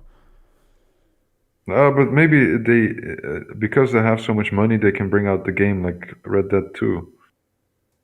It's such graphics and then the next game with they are making so much money. So many people are still playing it and buying so much online money for it. Yes, guys, please stop GTA 5. You can play anything else. Okay, there are so many other games you can play. Just quit GTA 5 online and maybe Rockstar will get off their lazy asses and start GTA 6. Online, even though, what do people do in GTA Online to make money? Just walk around in the world, the same you can do in single player. They have these role play groups, and they do heists, stuff like that. You can do heists with your friends. That's fun, but I mean, you can do heists now for years in online. But it's like this game. What was this other game? Payday. It's like that. Yeah. But then also open world and stuff. Okay. Yeah, it's the same. I know, but Payday, I think it kind of died out. You know that because you have to pay for it and you have to. Or GTA 5, you also have to pay for it, but you get more. I think. I think people from that game might have gone to. Or I don't know, the heist. I've only done the mission in the single player, where you do the heist and you have to escape and all of this, and you have to plan it and choose how many the people you want and stuff. Yeah, it's the same thing online. You have the same heists online, and if one character dies, I believe the heist fails. Oh, okay. I believe. I'm not sure about that. But in Payday, it is a little bit more advanced. Or there's more technical things in the game than you have to hold back the police and stuff and put hostages and. By the way, Payday 3 is leaked as well. I made that's in my previous video if you're interested. So. NVIDIA GeForce and. Yeah. Okay, yeah, I haven't. This is one of your videos that's over 10 minutes. But yeah, it was a pretty big video, so. I will watch it after the ones that I haven't watched. Do you have anything to add on the acquisition front? But buying new studios, and I think that even though the Japanese studios will buy. It can be bought by Microsoft. Don't you think that? Or I mean, I think that Japanese studios still prefer to go to Sony as it if they have anything. The people that will buy the games, will have. Yeah, Sony has a bigger install base in Japan, so the Japanese prefer Sony and Nintendo. Yeah, that's why I think like. for new studios, they can get. But in America, they're also making games and stuff. But I think Japanese games are not more advanced. They just have more technical things or more small things and stuff in it that like combat and stuff. Japanese games is just a little bit different than normal games. That they do a little bit more, I think, or they put a little bit more in your face. Like what is these other games? That waste your time. Waste your time. Yeah, I think there was something on the news that they want to make these type of games illegal. Like Gotcha games. gotcha games, yeah. Yeah. But gotcha is only something that works in Japan. That doesn't succeed in the West. I don't know. Oh yeah, you're right. But the gotcha games are basically like grind games, aren't they? Yeah, they are horrible, and they are from mobile games. That's a system that was introduced in mobile games. But if I look at it, how many hours have you spent on Pokemon Diamond and Pearl? Because I had a save. Maybe 100. No, I think maybe more even. Because I remember I had a save of. Okay, let's say 200 then. I had a save of like 360 hours or. Oh, that's more than me. Pokemon games are short, dude. I don't know what you do. I don't catch all the Pokemon. I never do that. No, in Pokemon Diamond or Platinum or I can't remember which one, but every day you could you could put the honey on the tree, and then the next day you could catch a combi. Yeah. And and then there's a TV where you could talk to, and then there's different Pokemons in different regions you could catch. And yeah, I know the mechanic you mean. In the Diamond and Pearl, though, was yeah, you have more of those mechanics in Pokemon games. But I'm a hardcore Pokemon fan, but 300 hours. I actually don't catch all the Pokemon that are possible in the when I do play, it takes too long, that for me to play Pokemon. That I want to catch all the Pokemon and I overtrain them, but you can also go very quick. Or that's how I used to, at least. I installed it again on my computer, just an emulator, so I can play. I can play the new ones, but I played which is the one? I think Black and White again. Yeah, those are good. And and I made such a good team. Like I go on the internet and look up. I look at all the Pokemons in the game in Black. And then because in Pokemon there's two different. Some Pokemons are catchable in the other game. Yeah, exclusives. Yeah. And then so I go on Bulbasaur.net or what was his name? Yeah, I know that site. Yeah, Bulbapedia. One of the Bulba something. I always use Cerebi. Maybe it might be that one, but you also have Bulbapedia. That's right. I think one of those two, and to look up the stats of the Pokemon. That's the most important. That they announced a new game, an open world one, a true open world Pokemon game, and it's coming out at the end of the year. Scarlet and Violet.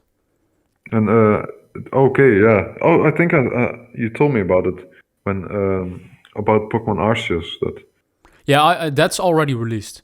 This year is crazy. 2 big Pokemon games this year. Legends Arceus and Scarlet and Violet. They might have had the time, and I really like. I was waiting for such a game like Pokemon, an open world game where you can walk and crouch and like imagining a Pokemon game like Far Cry, Well, Legends Arceus is not fully open world. It's hub spaced. So it has big open areas. Yeah, but going into a house and stuff, it's or I don't know, you still go in like the old games. You teleport, or it goes into another You have level. it has zones, but have loading screens in between. No, maybe to render it, but I think they could still use something like how they do with real open worlds, and they can. Yeah, but Scarlet and Violet is a real open world normally, from what I've read online. It's I not think. like Legends Arceus. You can go everywhere. I think that's what they are trying to do with Scarlet and Violet. It feels like Legends Arceus was like a big beta test. Yeah, I just wanted to say like something like that. That because you can only play ride around ride around on one Pokemon. On one instead of a bike, you can ride on one of the You horse can types. ride on multiple ones. Uh, There are different Pokemon. You have the nobles, and you have like 5 different Pokemon that you can ride. And one you can fly. One you can is like a Standler that you can ride on a deer. One is a bear, the evolution of Ursula, of Ursaring. And one is an evolution of Sneasel that can climb on mountains. Oh, that's such a nice feature. It's a really gameplay wise, that game is really innovative for Pokemon. Shall I say? But then it's a demo, because you can only do it with one type of Pokemon. But, if it's possible with all the Pokemon that you had. Yeah, that's never going to happen. They have to make animations for all of them individually. I think it's possible. Maybe if they do it in the next game where you can ride the Pokemon, it would be cool if you could ride. And some Pokemon are faster and stuff, but eventually you would just. You already have that in the in Legends Arceus. If you want to catch certain Pokemon react differently, you have Pokemon that are not scared of you and that will just like stare at you and don't do anything. You have Pokemon that are scared quickly and they go run away from you. You have Pokemon that will fight you when they see you and are aggressive. And you have Pokemon that are in groups that will attack you and stuff like that. So they are more animalistic. Yeah, the Pokemon Arceus does remind me of Zelda. Yeah, it's everyone thought it would be the Breath of the Wild of Pokemon, but it's not quite like that, but it comes close.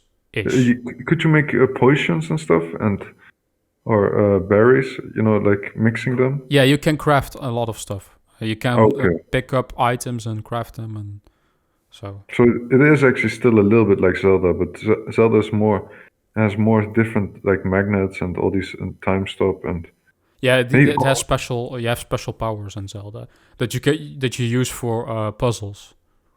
Pokemon could really copy all those things, and make the same kind of game as Zelda, like with the Dialga stopping the time, or the Time Lord, and Well, the Pokemon games really need to be developed very fast. They don't have the same development time as Zelda games. That's because of the anime and the TCG card game. They all follow the games for new content, so they have to push these games out very quickly. That's why Pokemon stayed the same for a very long time.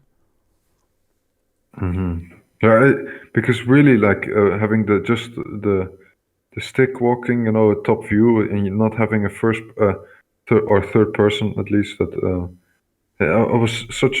it was really long overdue for Pokemon. Yeah, indeed. Let's talk about E3. Okay. Okay. It's cancelled this year again, and a lot of people thought it's because of COVID, but that's not really true. COVID isn't really a thing anymore. The ESA, that's basically the company that hosts E3, they had already a lot of problems before COVID happened. Journalists got their information leaked online that were attending E3 on their website. So there was a whole big controversy around that. And E3 wanted more celebrities like Keanu Reeves and stuff like that. They're not getting it. Yes, so a lot of game studios and publishers, Sony is just like, hey, I can do a live stream and I will get all the viewers myself. Mm-hmm. I don't need a big stage like E3. Nintendo does that already a really long time. They always have their Nintendo Direct live streams. So Sony is following their example with State of Plays. And Microsoft is doing the same thing, honestly. They announced not too long ago a new, a big like E3 live stream, kind of live stream. It's not at E3. A big conference, and they can just show their stuff on their own. They don't need an E3 anymore. But what I maybe think, E3, you could also test games. Yeah, it's a public venue, but you have to know E3 wasn't always public. It has been public for 2 to 3 years only. Before that, it was only journalists that could go there and try out games. Oh man, and we're missing it now. That we can't. They're not doing it. E3 now. No, they said they will come back next year, but I don't know. It's the future for E3 is looking very bleak at the moment. Yeah, I don't know. The people who are organizing it, or do you think that what they do is with their money, they just they organize it with the money that they make from selling tickets, and then they just sell millions and millions of tickets, or and then put it overcrowded. Yeah, they got most of their revenue, I guess, from the publishers who paid for the exposure. Oh, okay. So I think that's the case. Not from actually people. Because you would have to buy a ticket to go there for one day or more than one day. At least they will get ticket revenue when they were open to the public. So, yeah, who wants to pay for it online? No one will pay for it. But that's the thing. It's free. You can no one pays for these live streams. So, but if it would, no one would pay for it. No, I wouldn't either. I would probably look up like a second stream version that from someone else who is streaming. These like MMA fights and boxing matches that are paid for by pay-per-view, and they are getting streamed by like a cam girl, and you could just watch the cam girl watch the boxing event. Oh yeah! Oh man, that you don't even have to pay on. It's not Discord. It's Twitch. Well, yeah, there are no cam girls on Twitch. Well, that there are actually, but there will be people on Twitch just streaming the live events. Yeah, of course. But Xbox and PlayStation live stream they have their own Twitch channel and stuff like that. So, but the problem is we got all the announcements at E3, and that was basically our gamer Christmas, shall I say. And now that's not a thing anymore because everything is spread out over the whole summer. You do have Jeff Keighley. He is the dude who makes the Game Awards in December, and he has the initiative to make Summer Game Fest, which is a longer period of months that will have new announcements. And the Xbox stream that has been announced is part of this Summer Game Fest thing. But it's not anymore this like 1 week of gamer Christmas where everything was just in 1 week. You know? Yeah. And the positive thing is you get news very more regularly because it's spread out. But it's not anymore these big things. Yeah, where you can actually test the games. Yeah, That's also... but of course, Gamescom is still a thing though. If you wanna test out games yourself, you can go to Gamescom and they will go there, the studios, and they will have playable demos. I played Far Cry 5 at Gamescom when they were testing that. I tested the Far Cry 5 before it came out back then. So you can still go to some other venues and other what's the name, cons to test out games, but E3, maybe it's something also to do with that so many people gathering in one time, or it's like Black Friday was one day, but now it's a week, Black Friday week, so not everyone storms the shops for first day. Maybe it's if you spread it out for a month, then people can or maybe if they probably can't do it actually buy a what's called a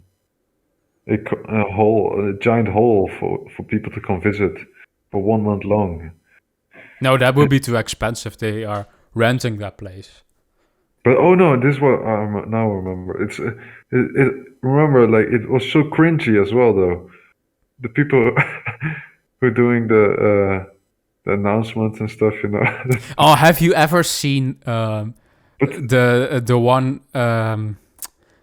from Konami? Oh, with Mario and when they're combining it, or which one? No. The Konami. I will send it to you. It's a legendary E3 presentation. It was the cringiest stuff ever. I will send it to you. Yeah, but sometimes these live streams can be pretty cringy at E3. But the Ubisoft one with their Just Dance stuff. Yeah, it would be. It would be cool if they did actually do something like Joe Rogan. You know, that had someone like him doing the announcements, or that doesn't care. You know what other people think. Just like say, "Fuck you," you know, "Fuck you guys, the game is not coming out yet." You know, insult the actual, like, not completely insult them, but do something like this. Or if one of the game studios did actually go up and like, it's it did something like South Park, the episode where they get the investments, people to do, they make like a company and they say like, if you invest in us, you know, we don't give you anything, you know. Yeah, I know the episode you're talking about. The Cartman is the CEO of that company that doesn't do Kickstarter. Wasn't it a Kickstarter thing or something? And he's the CEO and he doesn't do anything. That's the company motto. Maybe even if they just do it as a character, you know, it would be quite funny to do, you know. Act as if they can't be touched, you know, and then eventually at the end, you know, it actually doesn't work out, you know, if their game isn't good. Yeah, maybe that's why they are always so cringy in the studio. When the game comes out, then it can be hyped, you know. If they hype it too much beforehand, if it's too cool, and it comes out and it's not living up to the expectation, it might make a lot of people buy it, but then as the reviews, that's where it maybe comes in that. But this is just speculating. Well, do you think we will see E3 next year, like they say? I think if E3 comes next year, it will be big. It will. Loads of people will go to it again. I think it could be very profitable for them if they do bring it back. But if Corona happens again or something like this, that they might not. It might not come back. But I think if they bring it back, it will make them a lot of money. Something So- that I wanted to talk about quickly, because we already talked about Microsoft having their big show now announced. We haven't seen anything from PlayStation. They tend to do their solo state of plays. They did one for Hogwarts Legacy, for Ghostwire Tokyo. They're exclusives. Hogwarts Legacy is not an exclusive. But they will probably do one for God of War individually, and Final Fantasy 16.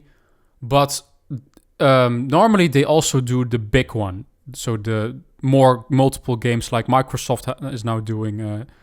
When could we see that? I suggest like maybe somewhere in the summer they have to react to Xbox in some way. So maybe before then that it's already May. Then the Xbox showcase is in June 12th, I believe.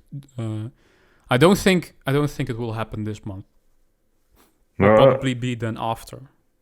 But what is the thing that PlayStation does have that Yeah, from they have done these small state of play live streams. State of Play that Yeah, that's it focuses most of the time on one game or on a few smaller ones. But Xbox has their showcase really. There's a difference between the showcase and the state of play ones, shall I say. And PlayStation has done these showcases as well a year ago and 2 years ago. But I would like to see when. So I guess after Xbox then, because I don't see it happening in May. if I had maybe the actual they probably have very much they just bring it out with strategy. If I had that information of like when the sales and stuff when they want to boost their publicity. But the only thing I think I could guess is just not say like on my birthday, like just Your birthday is in July, right? yeah, Yeah, maybe 10 July?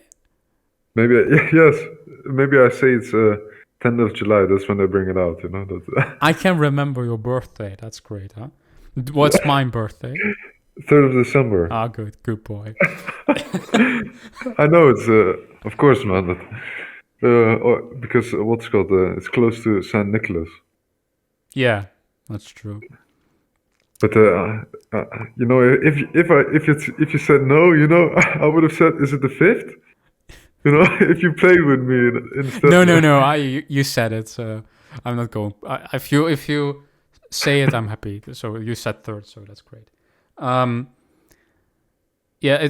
So you think then it's probably just after Xbox? And when is Xbox coming out? Is it already announced? The 12th of June. Okay, maybe I think after. If they haven't announced it yet,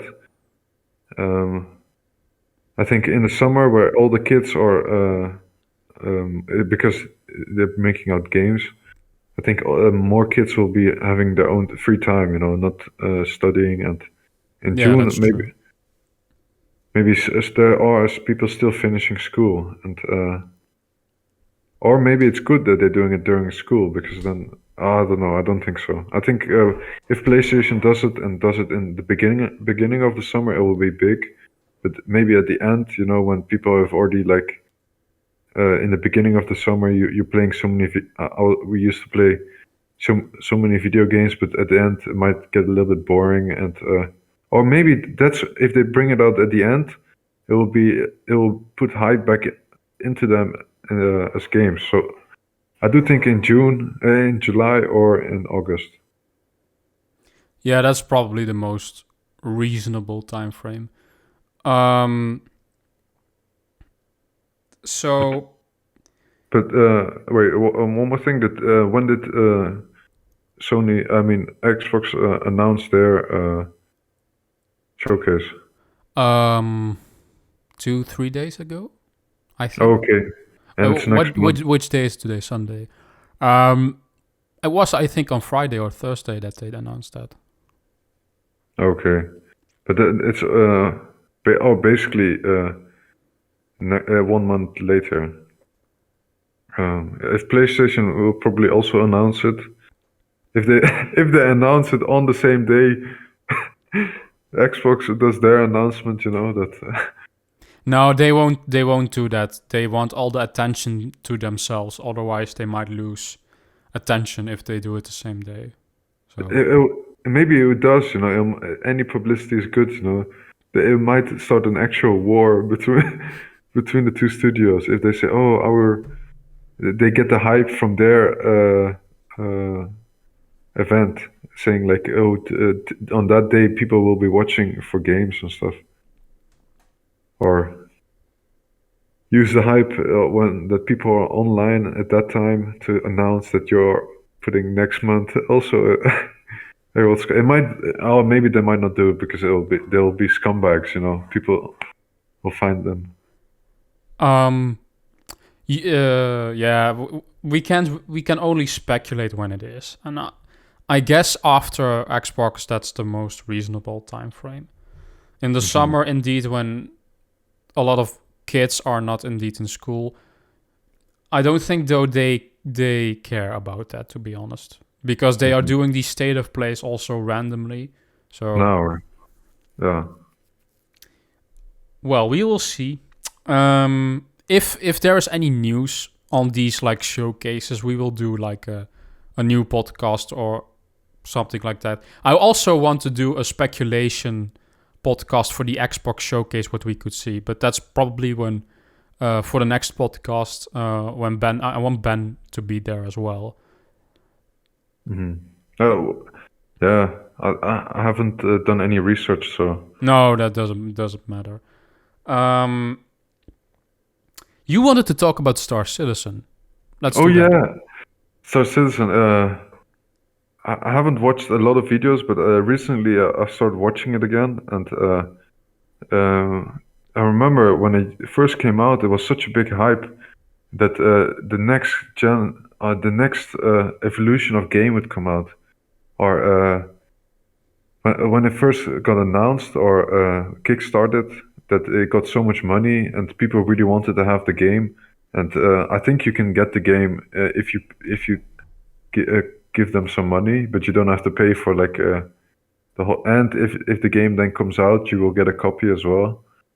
So, but the development is taking so long, and but people are still playing in the game, and you can play online. And do you know how much money they raised? $1 billion? 400 million. 400. Oh my God, that's and it's still not out yet, anywhere close. That game is just vaporware. Yeah, and I do think it's good though, that they're bringing that they're continuously developing the same game, that they're trying to, and if that game is finished, it can really be a standard. They can set a standard for next gen games. But don't you think they are scamming a bit? I don't know that. World of Warcraft taking so much money from people, and not having still, after 10 years almost now, having no actual game there. Yeah, I think they will make money even after the game comes out, because people will want to buy it. That didn't give them donate money for So yeah, if I had 400 million to develop a game, just to I don't know how many people they have, how many programmers and stuff, people they have working for them. Not as much as Ubisoft, I can tell you.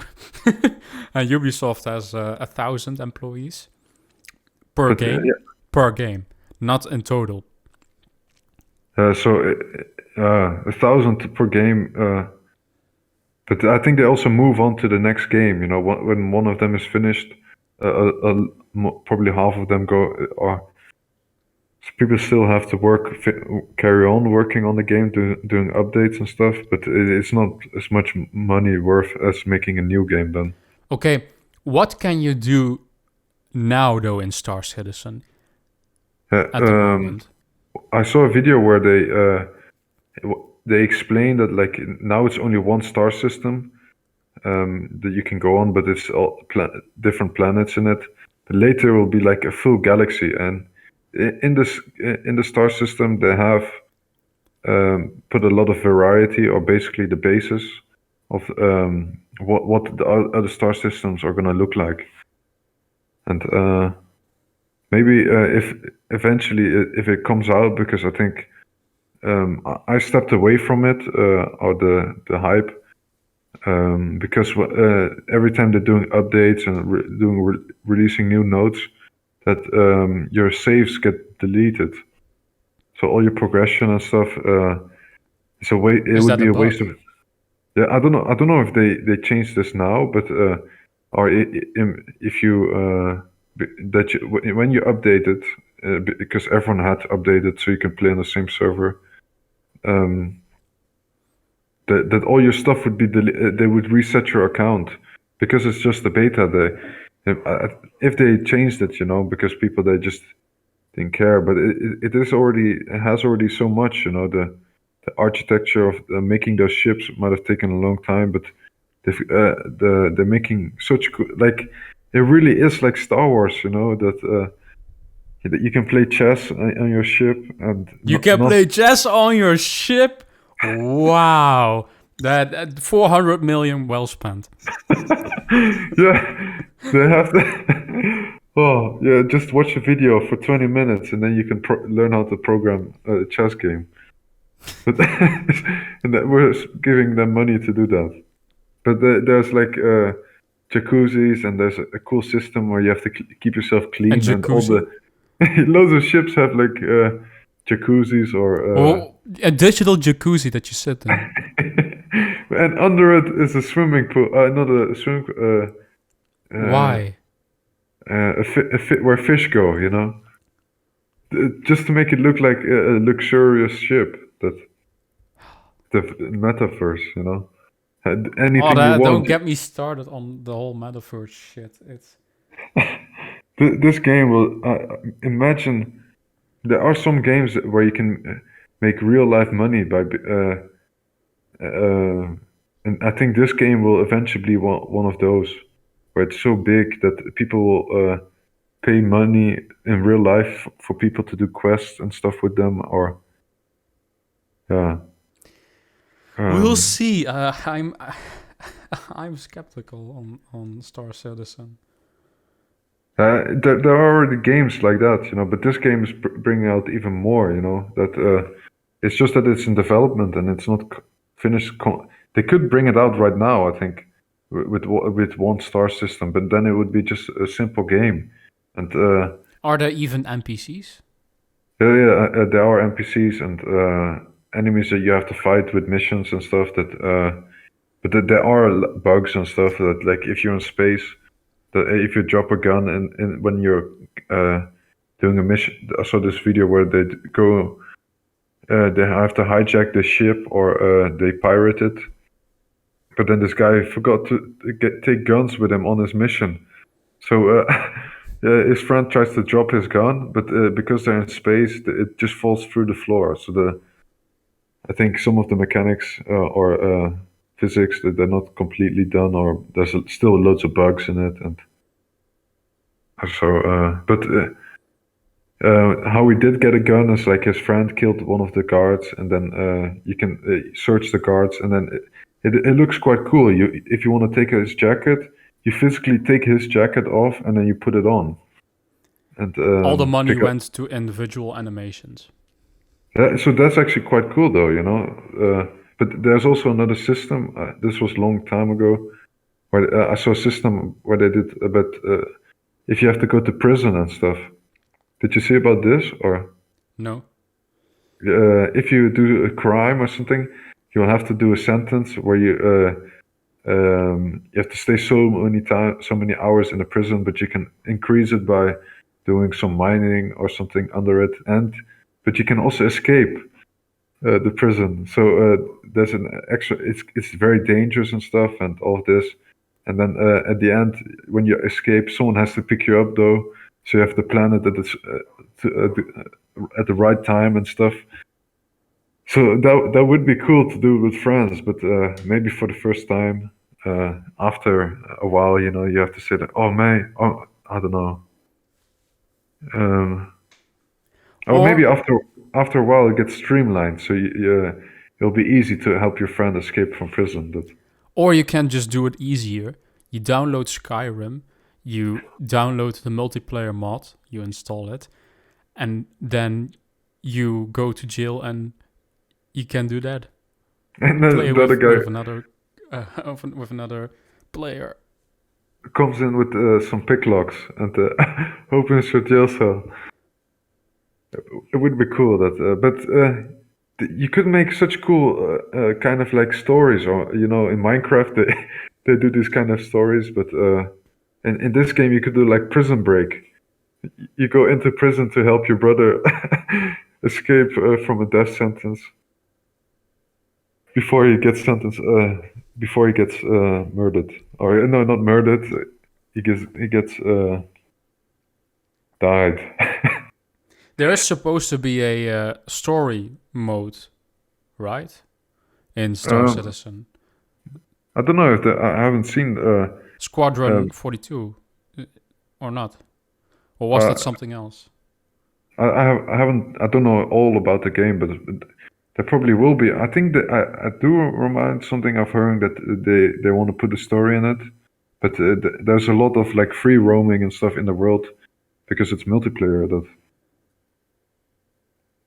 like doing missions or bounties, and a little bit like Borderlands, getting better loot and better ships. But if you lose your ship, if you die in your mission, you respawn at a certain place, but that's not where your ship is.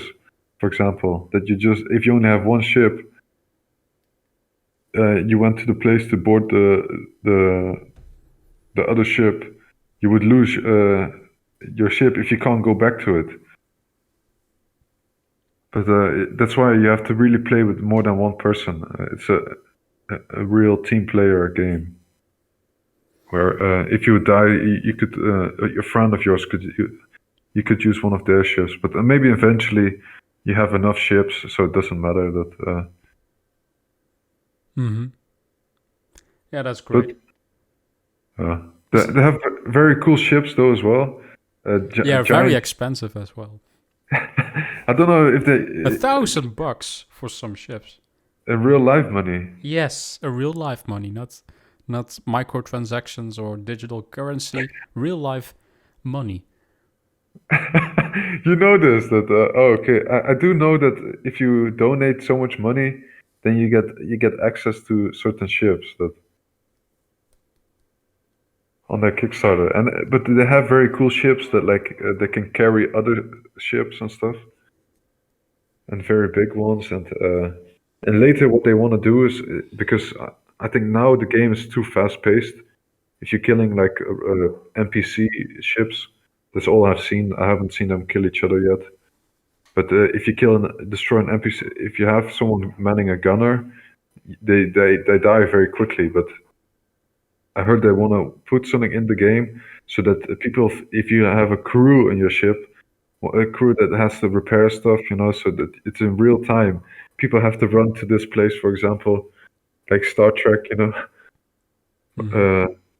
where they have to repair the engine, for example, that it's broken, and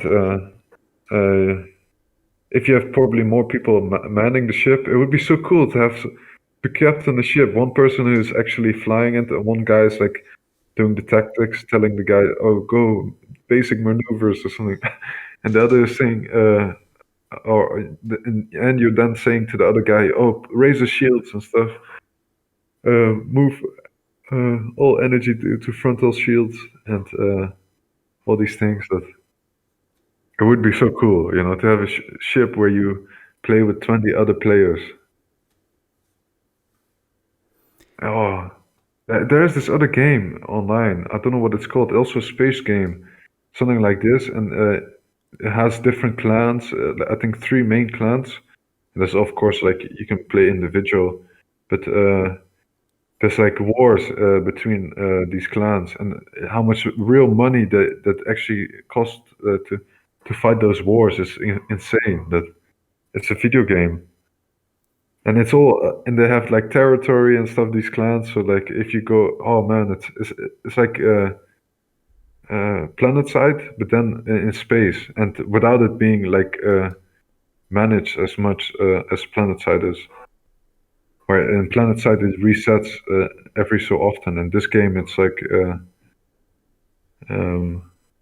yeah, maybe I don't know how it works. But, I don't know which game that is. I have a friend on Steam who plays it. I'll come back to it later, but Yeah, we are already recording pretty long, so I had it. Do you have anything else on Star Citizen? no, I don't think so. Yeah, I wanted to talk about Hogwarts Legacy and Kingdom Hearts, but I'm going to skip that.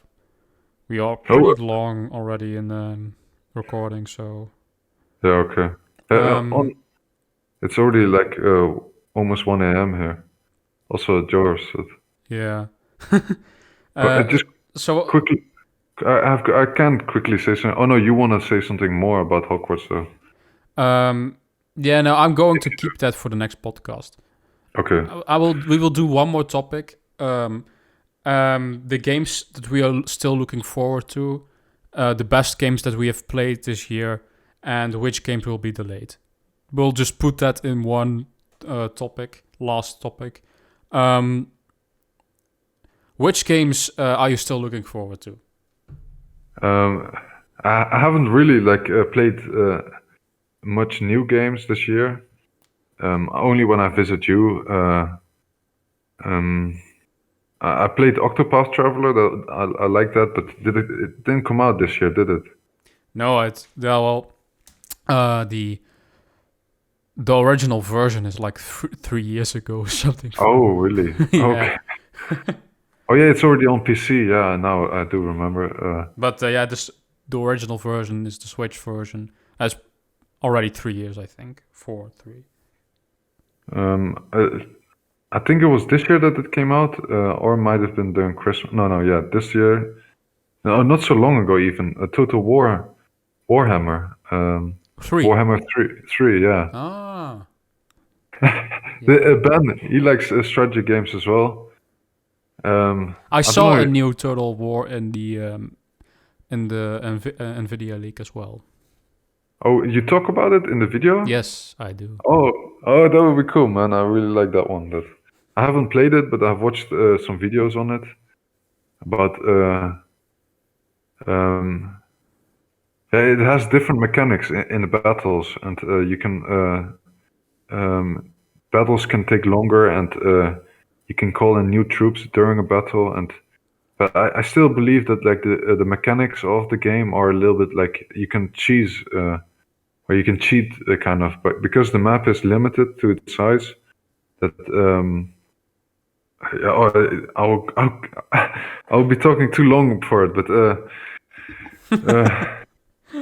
I do like those strategy games, but I think they could be improved, by having like an infinite map, or if you're at the edge of the map and there's nothing behind you, the enemy can't go around you. So maybe it's kind of procedural generation map. Yeah.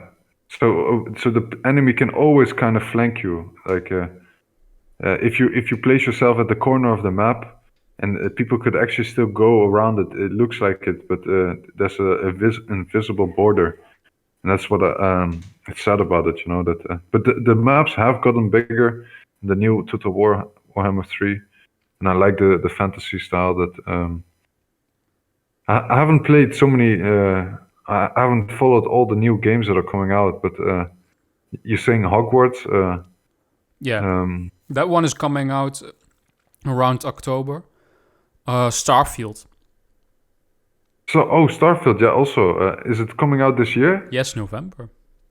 That game I'm looking forward to. I think it's kind of similar to Star Citizen, but more like Skyrim. But Yes. Do you think it will be delayed? and maybe if they, but I think they can use a lot of features that Star Citizen is already bringing out. So I think Starfield will be a good game because they can have bases of Star Citizen. But the games that I have played, I haven't played this year. Help me give me some suggestions. Some games that I might have played at your house. Yeah, of course you have Pokemon that's coming out at the end of the year. God of War, that's a big one for me. That still should be coming out this year. I haven't played any of the. I haven't never completed any of the old ones. I have played. Baruch is not a gamer. I am a gamer, but yeah, sure. I'm not such a strong gamer. But I do. But I play more multiplayer games, and they're all the time. They're still the same, you know. The way they do it now is with seasons and pass and stuff, where they every season it changes the map a little bit, and so. But I have quit playing the Smite as well. But now I'm playing Warzone. That it's also a horrible game. Why do you play it then? It's horrible, but I like playing it. Warzone is a little bit more like a Battlefield. I've never played Battlefield, but I do understand why people liked it. That you're with your friends or with other people, or random people. And one time I was in a lobby, and this guy he was such a good leader, you know. So telling us to be like, don't be too dangerous and stuff. It's kind of a real life simulation of a battle. But you've played what was the game? Not Arma. It's like Bandits or something. Huh? There's this game. You know Arma 3? Yes. There's a similar game to it that you played with Ben. A similar game to Arma. Very realistic? Yeah, very realistic. And well, I played Battlefield. 1, 5. No, I don't. I haven't played 5. I was a big fan of Titanfall, but that's not realistic. I'll forget what it. We'll never come back to this, but we have to play. I really wanted to play this game with you as well once, because I played Arma 3, and but it's not. There's not that many people playing it, and it's also like the map is way too big for the amount of people on it. But Call of Duty Warzone is. I only play on the small map, even though and what it is it is a little bit like Call of Duty, where you can. I play the one where you can respawn at least. It's a little bit easier than having to like as soon as you die, or you can play a little bit longer. But Warzone is like it's loads of different small maps, but you can walk to other maps basically. Like in the old Call of Duty, you had basically a map you'd play in for 5 minutes until the other team scored 75 points or something, or 100. And here it is, you just have a team, and if your whole team dies, you don't respawn, but and then you go to the next map, or the people will come to you, and that's then called you have Battle Royale. Yeah, with some teams. And I will look for the other game. Oh no, it's not. Oh man, it's the tip of my tongue.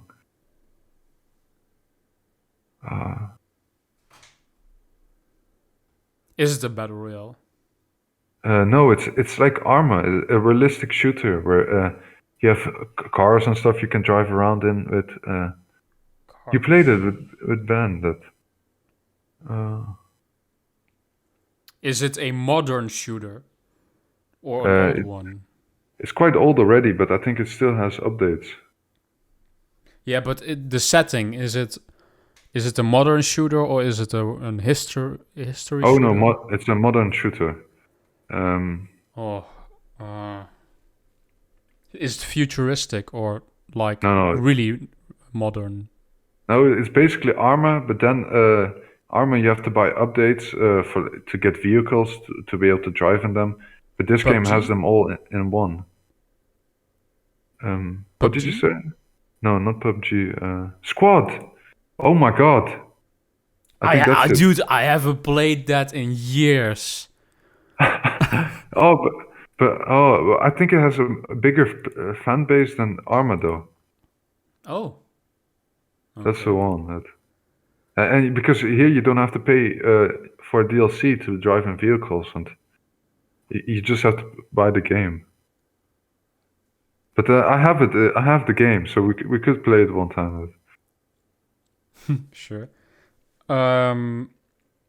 Yeah, games that I am looking forward to. Yeah, God of War is really big. I was hoping for Final Fantasy 16 that would release this year, but I don't think so. That will be probably in 2023 title. But you never know. That might actually they still might give an update closer to summertime and say, hey, it's coming out in 3 to 4 months. And Pokemon, of course. Yeah, I was also really hyped for Breath of the Wild 2, but that got delayed. For next year. Yeah, it got delayed to 2023. Yeah, but it's already been a few years since the first one came out, and have you seen trailers of it, or Yeah, do you there know are trailers online. Do you know what the new things that are coming? Wait, what did you say? Do you know any of the new features in? Yeah, they are going to expand on the open world. You will have a whole sky map kind of thing in the air with new puzzles and new dungeons, and you can go underground. You have, I think, new powers as well. Mhm. But it's fully a sequel, so the graphics are very similar still and stuff like that. But the story, though, Yeah, they just continue the story from the first one. So they freed Ganon, and yeah, if you watch the trailer, what was the story again? It's really long ago that I've played it. Even though it's a 40-hour game, and if it gets a sequel, it's like watching a TV show for 40 episodes. But the beauty of Zelda Breath of the Wild is you can just go straight to the final boss if you want. And you can finish the game in 15 minutes. That's not possible and very hard. I don't recommend it. But you can also choose it to do the main story stuff, and then it's 20-30 hours. You can explore everything and do every quest, and then it's almost 100 hours. So it is quite cool to have that. Zelda is the game where there's different areas with different level monsters. No, you have the same monsters everywhere. But because it would be cool. Or it's just the boss battles that are hard then. Yeah, the boss battles are hard, but Zelda isn't really Breath of the Wild isn't really a difficult game. Like It's Dark more Souls. it's more about the exploration, but you do have boss fights that are maybe a bit harder. Well, it's not a Souls like for any Yeah. sense. So That's what I'm comparing it to. You know? Oh, yeah, no, uh, you shouldn't do that. They are two different genres of games. So the Souls games, they don't really have a story, or no, they don't have. Yeah, Zelda is an actual story-driven game, but even though the new game, um, oh man, well, now it's actually pretty light on story. Um, it's more gameplay focused, but more into exploration, if that makes sense, and puzzles. But it has a very rich lore though. The thing is with these Souls games, their lore is hidden in item descriptions and books and descriptions. Like there's this castle that you can see is very far away, and there's this boss there, and he does this and that, and it's very vaguely told always. So, do you get what I mean? yeah, in that game, you need like to watch YouTube videos or something to know about the lore. Yeah. And I do think Zelda, you're on a constant mission. Then is that what it's like? Yes, you are on Is a that constant mission, indeed. Um, compared to? it's the puzzles are also a big part of that franchise. You have in Breath of the Wild, you have the 4 big beasts roaming around, and it's a puzzle in itself to get on the thing. And there is a small storyline with that as well. So it is more story based than a Souls game, but it's pretty light in my opinion. It's nothing like The Witcher. No, Witcher is far more narrative driven. Yeah, but still, even though it had bad physics with the horse and stuff, riding around, the combat and stuff, it was still good. You know that basic with some magic, but you had loads of different. That's maybe something Borderlands 3 could have had. You know, something more similar to The Witcher, where you could upgrade your weapons and Witcher, you couldn't upgrade where you could make weapons. You can. I think you can make weapons in Borderlands 3 by just dropping loads of guns in a machine, and then it drops her out this one. But well, the gameplay loop is a looter shooter, so it's mainly based on the loot. Yeah, okay, I understand. That. But Witcher is also Witcher's quest driven, so you get a cool quest and you can get a cool reward from it. Skyrim is the same way. What maybe for a loot and shooter would be different. Another thing could be like you upgrading your weapons, or your weapons level up, and then or you could put different attachments on it. It would be cool for Borderlands. Like all the Call of Duties have done that. Indeed. So games that could be delayed, Starfield maybe, but I don't know. Everything can get delayed. The only one I'm really sure of is God of War. That they that difficult word. They said that multiple times. It's coming this year. It's coming this year. So yeah, that everything can get delayed these days. I also forgot Bayonetta 3. That's also coming out this year normally. Is that a short gun, a Renaissance game, or from with muskets? No, it's It's this badass priestess woman that shoots. That she has guns on her shoes. Oh. Do you know what I mean? Oh, it's a very old game from before. It's a new game coming out. Bayonetta is a Nintendo Switch exclusive. I have seen her in, I think, fighting games.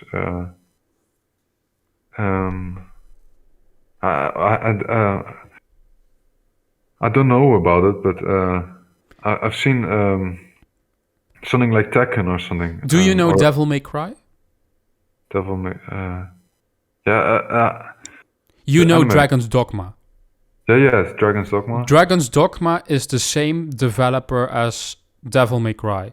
The combat system is really good in those games. Yes, There's an action combat system. Well, Bayonetta is an offspring studio, Platinum Games, from the Devil May Cry team. Oh, yeah. Maybe I'll play it one time because I haven't completed the Dragon's Dogma, but I've seen the anime of it, so I know what the ending is gonna be. You know, before I finish the game. You spoiled yourself. Yeah, I didn't know what Have you seen the TV show of Dragon's Dogma? No, not yet. I might actually do that because I've tried Dragon's Dogma and I cannot get into it. Okay, yeah. It is like a Souls game as well, but a little bit more story driven than that. There is something weird with the design of Dragon's Dogma's world. It's very bland. Yeah, it is like, but no, it's kind of like for the 2002. That's basically what Nintendo is doing now with Diamond and what's it called Arceus, or maybe not Arceus, Pokemon Arceus, the new Borderlands. How are you jumping from Legends Arceus to Borderlands? I'm not following. Arceus, I think it's still a little bit bland, or it's a beta. Of course, it looks really ugly graphically. It's a Switch game, though. Of course, the Switch is not really that powerful, but the graphics are just almost non-existent. And then Dragon's Dogma was made in 2012, like or after or at the same time as Skyrim. Yeah. But it kind of has the same graphics as Pokemon Arceus, but Arceus has come out years later, but still has a limited a platform with a limited graphics, you know, compared to a computer or something. But I think a Switch could run Dragon's Dogma. Isn't it on Switch? Actually, now I think about it. I need Skyrim. to see this. Is the complete version of Skyrim on the Switch? No, yeah, Skyrim is on the Switch, but Dragon's Dogma. Then I think it could be on the Switch, because it would be one of the. It is a little bit like Zelda, too. Like in Zelda, you can climb and. It's also on the Switch. Yeah. You can play Dragon's Dogma on the Switch. I think it would be good, you know, if you would play it at. Oh no, you can't get into it, but with me as well. After a while, it is quite a hard. I played on the hardest difficulty, so you can get more money and stuff. So you don't have to grind as much. But because it's so hard, eventually it's. I don't mind that it's hard. I've played difficult other hard games like Doom, but there is something about the art style in the game that's not appealing to me. It's so bland. But I never got past the first hour, though. So I might have to push myself sometime and try. I think I've played for like 20 hours, and the first part is kind of a good... Did you get past into the forest at least? Yeah, I think I went into the forest, and that's why I quit it. Okay. There is... it's pretty much basically the same as the forest, you know, that except for different enemies, and there's a mine, and there's some mountains, but you don't. It's still in the forest mountain. And eventually you come to a place that's I don't know if it's an icy place, but where there's mist at least.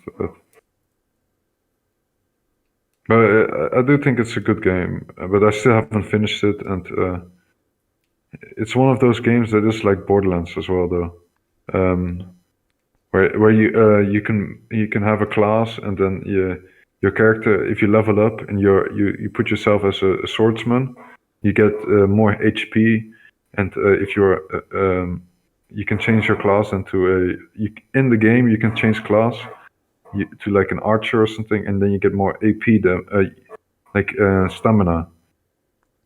And then it's like Borderlands. You build a character and put points into your character stats, into perks, and this is kind of also the same. You have swords that have different perks that you can use, and then because leveling up and stuff are. You get different points for which class you've leveled up in. You can kind of like make a one-shot character, like in Borderlands. Zero, you can have him do a critical shot damage. You can kill some bosses with one shot with Zero in Borderlands 2. And it's the same with this guy. You can this game at the end, if you're level 200, you can. Or if you're level 200 and you fight the last boss, which is like death or something, a giant. It's like SAO, when they go find the little girl in the ravines, and later she becomes their NPC, an elf or something, a mini elf in the second season. But basically, like that character that was guarding her, the death, the indestructible, is the last boss in that game, and different classes and stuff. That the only class that is really easy is the archer. Did you just spoil the game? Oh no! It's only one boss at the end, but you have to play the game for so long to fight it. I think. Okay. To reach level 200 and to fight it, then that. Maybe there's some ways to grind to reach easy level 200, but I haven't found it yet. But I reached up to level 40, I think. Have you ever played Doom? Only a little bit at your house, and played more the multiplayer than the single player. You should try to play Doom Eternal. I want to see you try that one. As a pretty difficult shooter, I can tell you. There is an enemy type in that game, and it's just that enemy type is just as fast as the Doomslayer, as the main character, and he fucking spams constantly this ghost dog at you at such a fast pace. And he started off as a boss fight, so I thought, oh yeah, as a boss fight he's fine. And I defeated him. And he came back as a normal enemy later in the game. And he came back. He comes back multiple times. So you have to fight him and more other enemies. Okay. Yes. At the same time, after fighting him once single-handed. You have to first kill those other minions, and then kill him. Last, otherwise you won't survive. Mm-hmm. That game is but it's a really good game though. It's a really good shooter. Oh man! Now I think of it, it's like Borderlands and as well. All the games are like Borderlands. No man, it's you get all the you have just a few weapons, a few guns. You have your pistol, your submachine, you have a sniper, I think. You have a shotgun. The shotgun is very iconic in that game. And the BGM. Do you know the BGM? It's basically this big one-shot blast that destroys everything in your path. Okay, okay. And you have the chainsaw That's also very satisfying when you use the chainsaw on a demon and you split it in two. And is there something with music as well? And, Yeah, Doom has very iconic metal music. oh yeah, I remember that, something like that. But what I mean is like Borderlands 2 was too easy. I think Borderlands 3. I mean the bosses and stuff. I think that's maybe what Doom did better. It had more difficult enemies and And you have to in Doom you have to use your different weapons to against different enemies. Some enemies are easier to handle with a shotgun or the sniper because they have weak points on their body. You have, for instance, these balloon type enemies, and they have only one eye, so the sniper rifle is very handy against those to shoot their eyes. Okay, yeah. And you have this in the second game in Doom Eternal. You have the fucking sword. It's so cool, and it's the Halo. You know the Halo sword, the energy sword. It's that, but then on steroids. Very much bigger, and one hit kills everything. Okay. It's and when you hit them with it, the animation for each enemy you kill is you see their body cut up and yeah, you can basically how it works. You shoot the demon, and at one point it starts to flash the demon. When it flashes and you are close enough, you can do a finisher. So you can and all the finishers are all these like grotesque finishers where you rip out an eye or something, or you break the skull, or you have to watch some gameplay. It's really cool. I do. It's a little bit like Mortal Kombat, you know. Yes, it's Mortal Kombat, but then in a first-person shooter. Yeah. Oh. And really fast-paced. And wasn't there another game similar to it that came out? Also difficult and very gruesome. I think I played it at your house as well. It might have been Doom, the same. A shooter? Also, yeah, and maybe Wolfenstein, but that's with Nazis. No, I don't know. I think it might have been Doom then. Wait. Oh no, maybe something with Warhammer or something. Is there a game like that? With Warhammer? Where? Oh, yeah, you have a Warhammer version of Doom. Yeah, that's the one I played at yours as well. Not so much, but it's. I think Doom would still be better though. Yeah, Doom has some of the best first-person shooter gameplay there is. Mm-hmm. It's a really, really great shooter. Do we have anything to add? Games that we look forward to?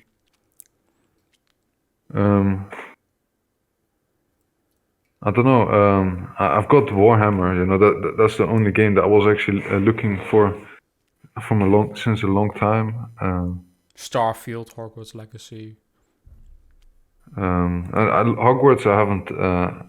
I know that like once a long time ago, a Harry Potter game came out, like Call of Duty, but I haven't played that one yet. But a Call of Duty. Call of Duty Hogwarts. A Call of Duty Harry Potter version. But I think it didn't go well.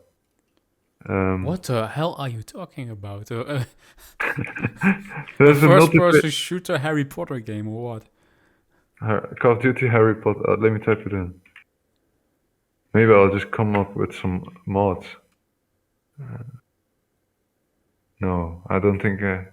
But I swear there was like where you play with like 6 versus 6 as magicians, and you just shoot each other with spells.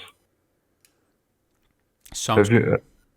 Yeah, I haven't played it, but it might be. Yeah, you might really like it as well, because you're looking forward to the new Hogwarts.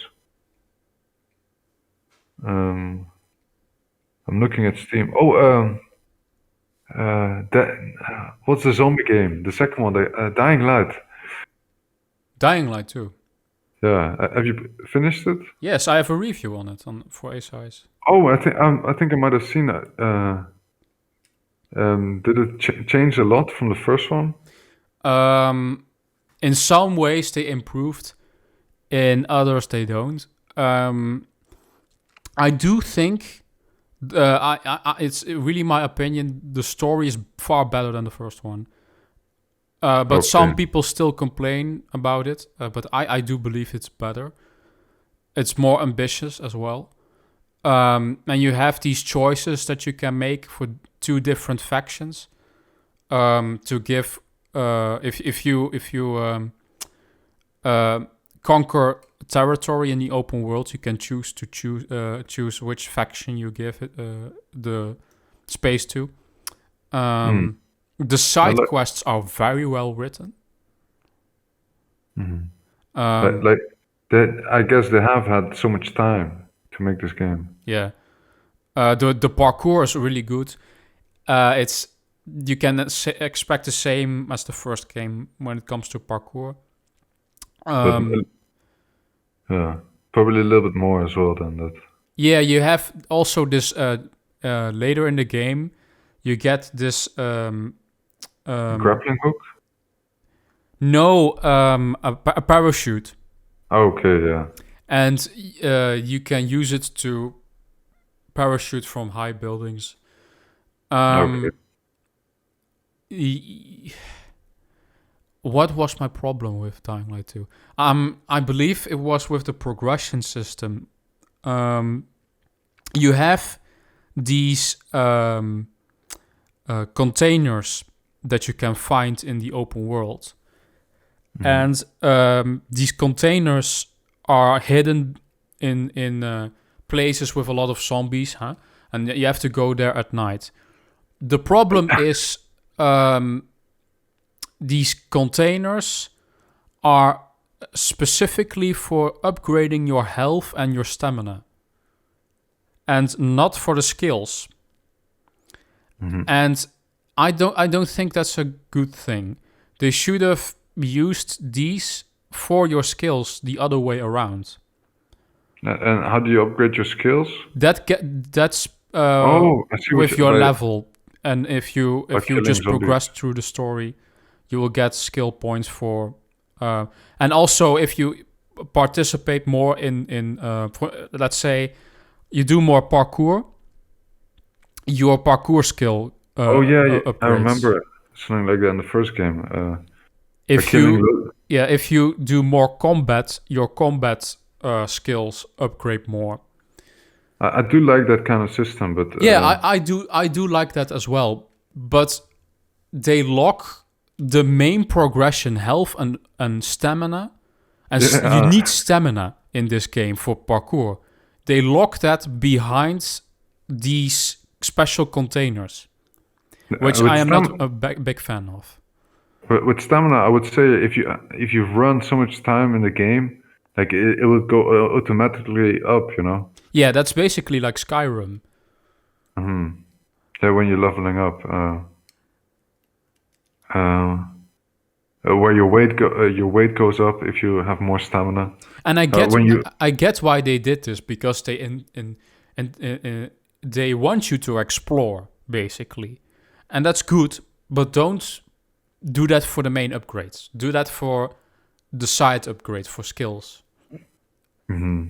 Yeah, I do think so as well. But if your health has to go up during but maybe I think the way they're trying to do it as well. Could you finish the game in 15 minutes or not?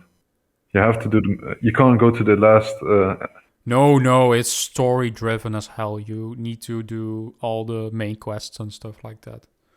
Okay, it's not as free as Breath of the Wild. There aren't a lot of games that are as free as Breath of the Wild. The only game that is almost as free is Skyrim. Okay, but even though that one, you still have to do missions, and I think, Yes. don't you think Dark Souls, one of those games, are quite, you can go anywhere in the game, or in Dark Souls, most of those games you can just run past the main, the normal enemies, and you only have to do the boss fights. Yeah, but don't you need to upgrade to beat it? You can upgrade your weapons, but you have people who do speed running that. Yeah, but these guys are insane. I'm sorry. They, They are like robots.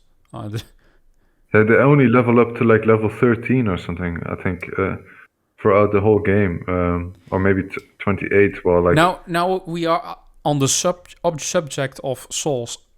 Do you know why there is a big part on why I don't like Souls games as well? If you fight against one of these bosses, you have to learn their patterns, stuff like that, huh? I don't find satisfaction in dying 30 times over and over again. And then the thing is, I can beat a Souls game. I know I can. But I don't find the satisfaction after spending a day or two on one boss. I would only be frustrated because I wasted my time. Yeah. Do you get what I mean? Yeah. But you've had the Pokemon books, didn't you? The guides. The guides. I think I've used your books as well, to play Pokemon, and they give you so much extra information about every area, and all the Pokemons and stuff that you have that about Dark Souls as well. A Dark Souls book that tells them what moves you can block and what. It's kind of a cheat, you know. You don't have to learn the moves really. You know, it tells you like this one you can't block with your shield, or in Dark Souls you have a different strike attack that or stab, all these different, and you have defense for each attack. If you get striked and you put your shield up, it will go through your shield, for example. That because you only have so much strike defense, even though that if you have a I don't know. I actually want to see you play Kingdom Hearts 3's final secret bosses on the hardest difficulty. I think I can maybe if I not do it the first time I come, I will do it the second time. The next time I come. There's the secret boss in Kingdom Hearts 3. That's the most difficult one yet. I cannot beat that boss on fucking normal difficulty, and it's so bullshit. that boss. It's so fast. The AOE attacks are so broad. It steals your items. The boss. Mm-hmm. So in Kingdom Hearts 3, you have this item. It's the coupon balloon or something. If you die, you get one more chance. If you have such a balloon, but the boss has the power to steal that one, and if you are almost, if you don't notice, he steals it, and you fight against the boss, and you are finally about to defeat him, all his health bars that will take a half an hour to an hour, and he will use that stupid coupon balloon, and you have to do it all over again. Oh my That's God. crazy. That's insane, isn't it? It's such a cool mechanic, though. Oh, it's like. And he can also take your weapon. He can take potions. Yeah, that boss is crazy.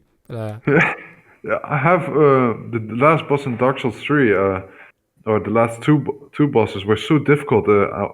I couldn't do it on my own. Because you can't play with two players. I got my friend to come with me, but when your friend plays with you, he has less health than you, and he needs to be like around the same level. And Oh man, it took me such a long time. I think I even quit playing it for a month because I was trying it so much. The second last boss, and I couldn't. Even with my friend, I couldn't do it. And if I came back to it once, and that's when it worked. You know that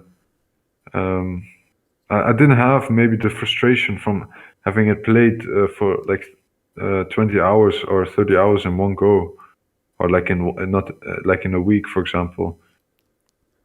And I came back to it with still a little bit of the skill that I had before, but more calm. I think if you did it as well with the same boss, you come back to it after you quit playing it. You still need to remember the controls. But I quit playing it a few times because I couldn't do it. But every time I came back, it was like I had remembering the moves and stuff was less. You know that I knew the moves more. This is something. Oh my god! You know, now I really want to play Kingdom Hearts because there's something like that difficult. Well, it's only one boss that uses these features. It's just the biggest troll boss that the Square Enix has made.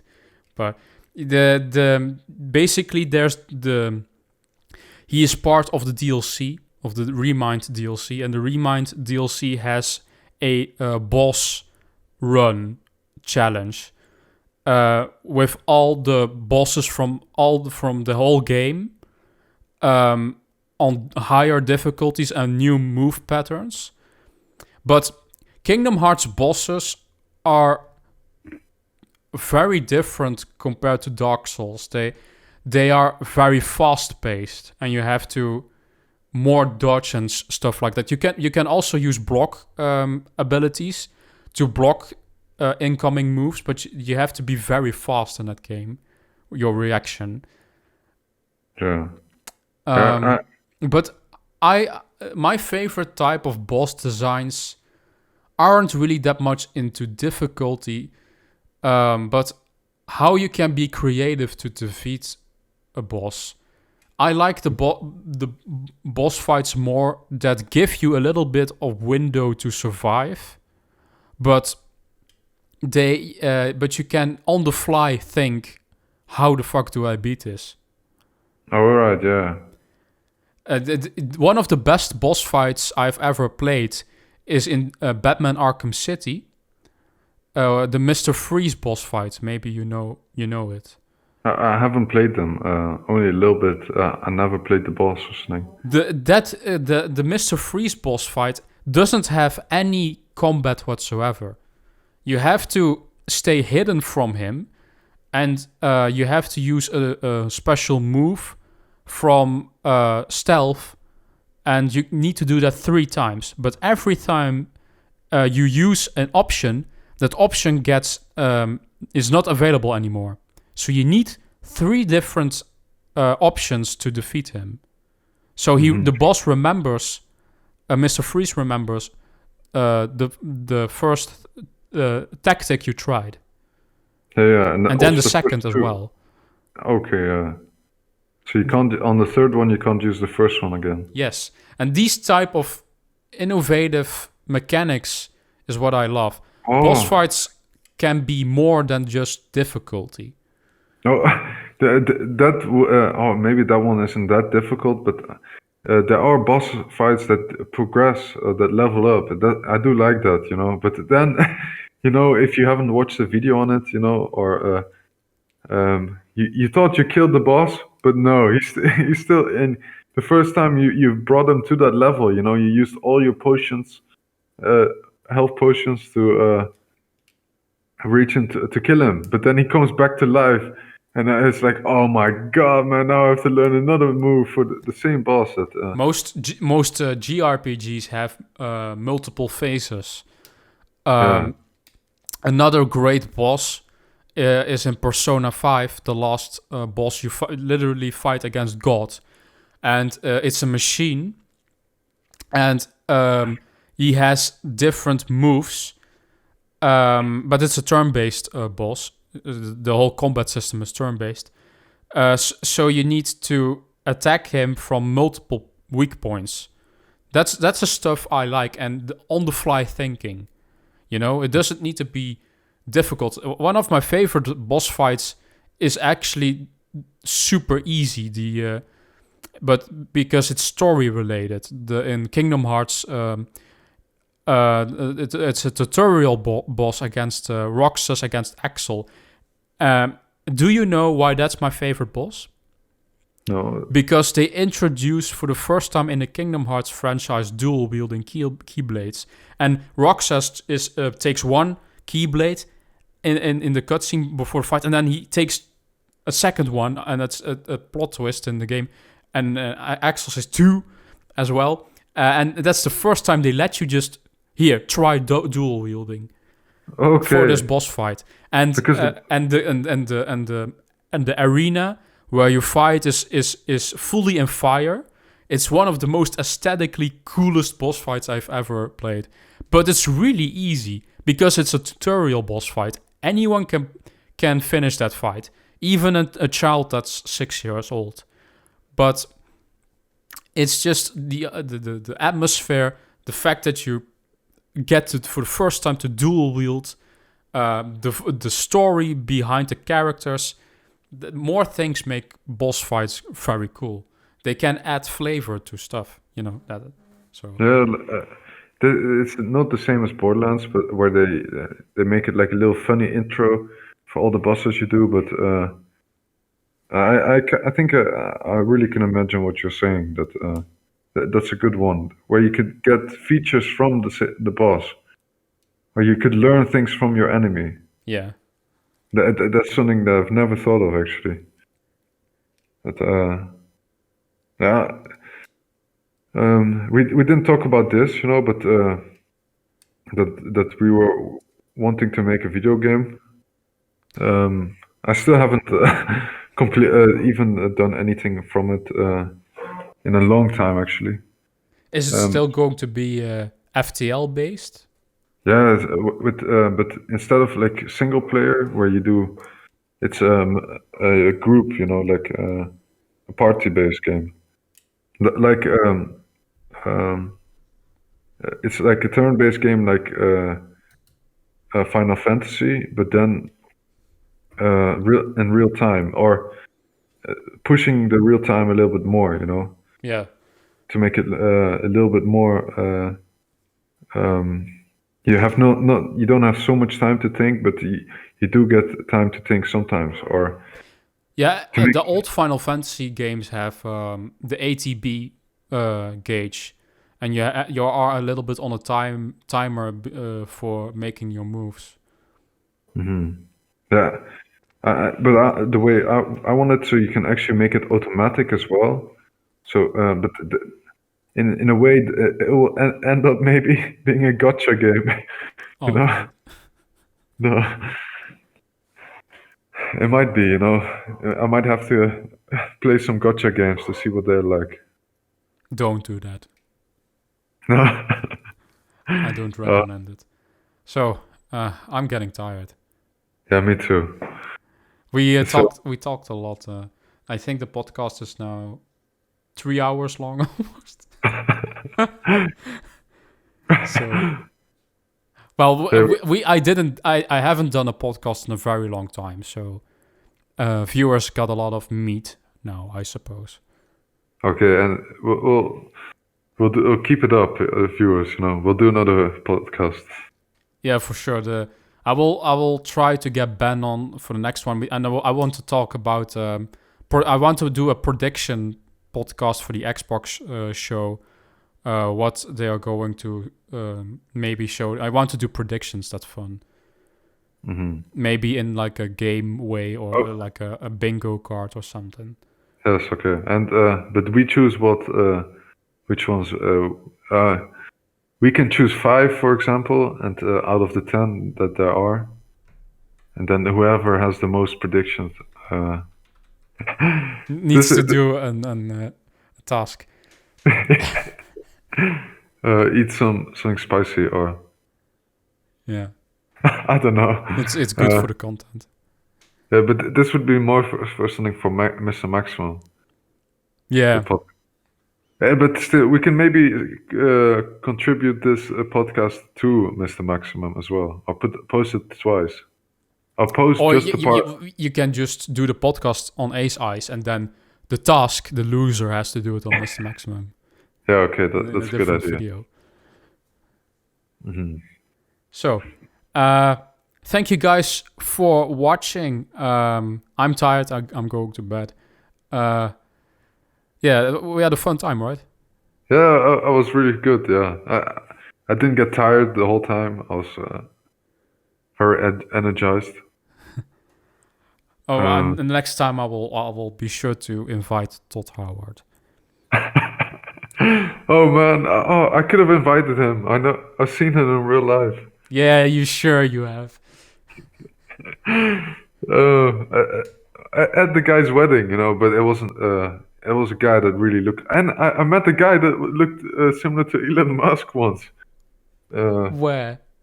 One of the basketball matches, we went away. One of the guys in the stands afterwards, he was one of the friends of the players. He came and I told, like, do you know Elon Musk? I don't know if they liked him here in France, but I should have taken a picture with him. Elon Musk. Oh, this might be. Yeah, it's not. Oh yeah, you already said thank you and stuff. Yeah, I of course, I'm ungrateful. You are ungrateful, bitches. Why are you still watching? Fuck off. Goodbye. Do it. Bye.